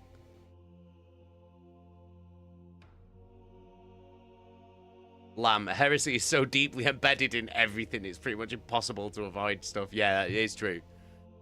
The entire reason why the Imperium, Chaos, and pretty much the whole galaxy is the way that it is in 40k is because of what happens in the heresy.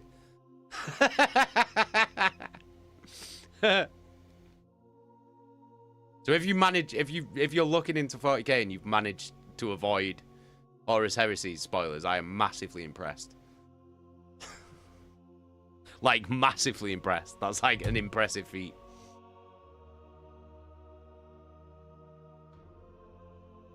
Chaka, just paint Loke and he's dead. No spoilers. Oh, poor Loke, man.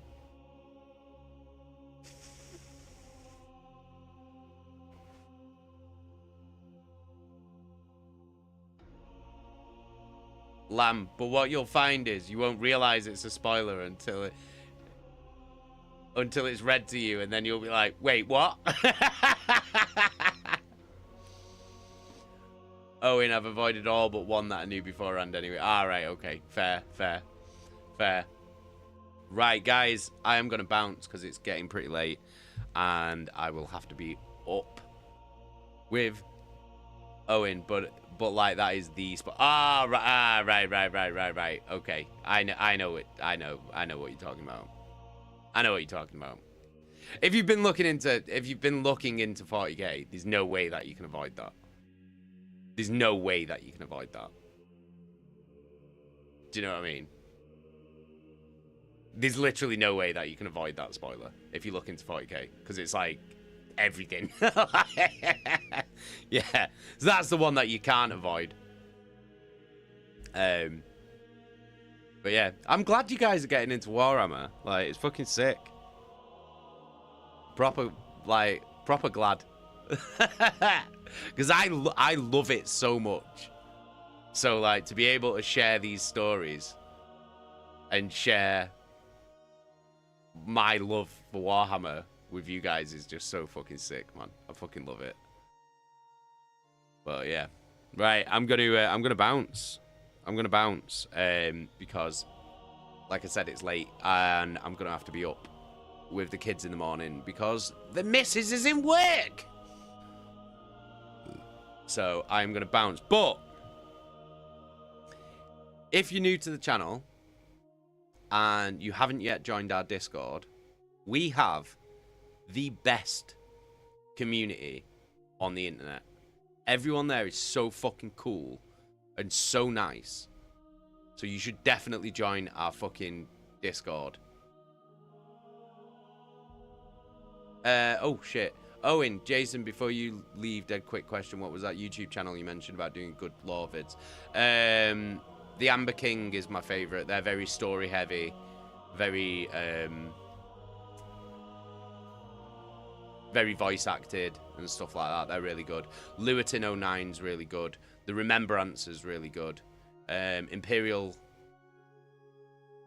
Oh, the Imperial Iterator is pretty good, but I think that's done with an AI David Attenborough voice, which is pretty funny just to listen to.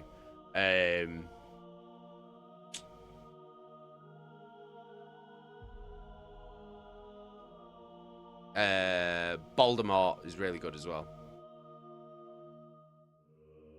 Adeptus Ridiculousness is well good as well. Adeptus Ridiculous is really fun. But all of these things are very spoiler heavy, so just be careful what you're listening to if you don't want spoilers. Lewitton is the one I've been watching mostly. Lewitton's really, really good. Lewitton's really good, but he can be very he can be very overwhelming with the sheer amount of information that he gives you. If you're, like, not ready for that amount of sheer information. But yeah. Right, I am going to bounce. Like I said, join our Discord. I will put it in the chat, actually. Let's put it in the chat. Oh, shit, hang on.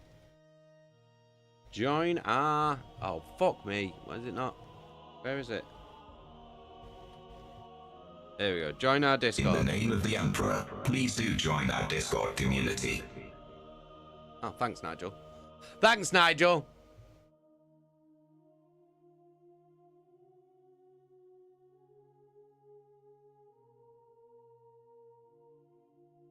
There we go. There we go. Nice one, Nigel. Thanks for that, mate. 6 streams always. Amazing. Oh, thanks, guys. Cheers, guys. I appreciate yous. Right, so from me, I will be back tomorrow at 7 o'clock for Thursday Night Terra.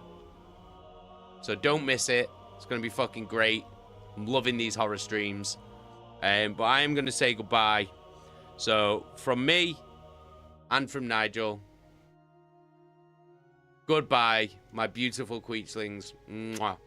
Peace and fucking love. I'll see you all tomorrow. Thank you so much for joining us, dear Queechlings. We will see you next week. Bye.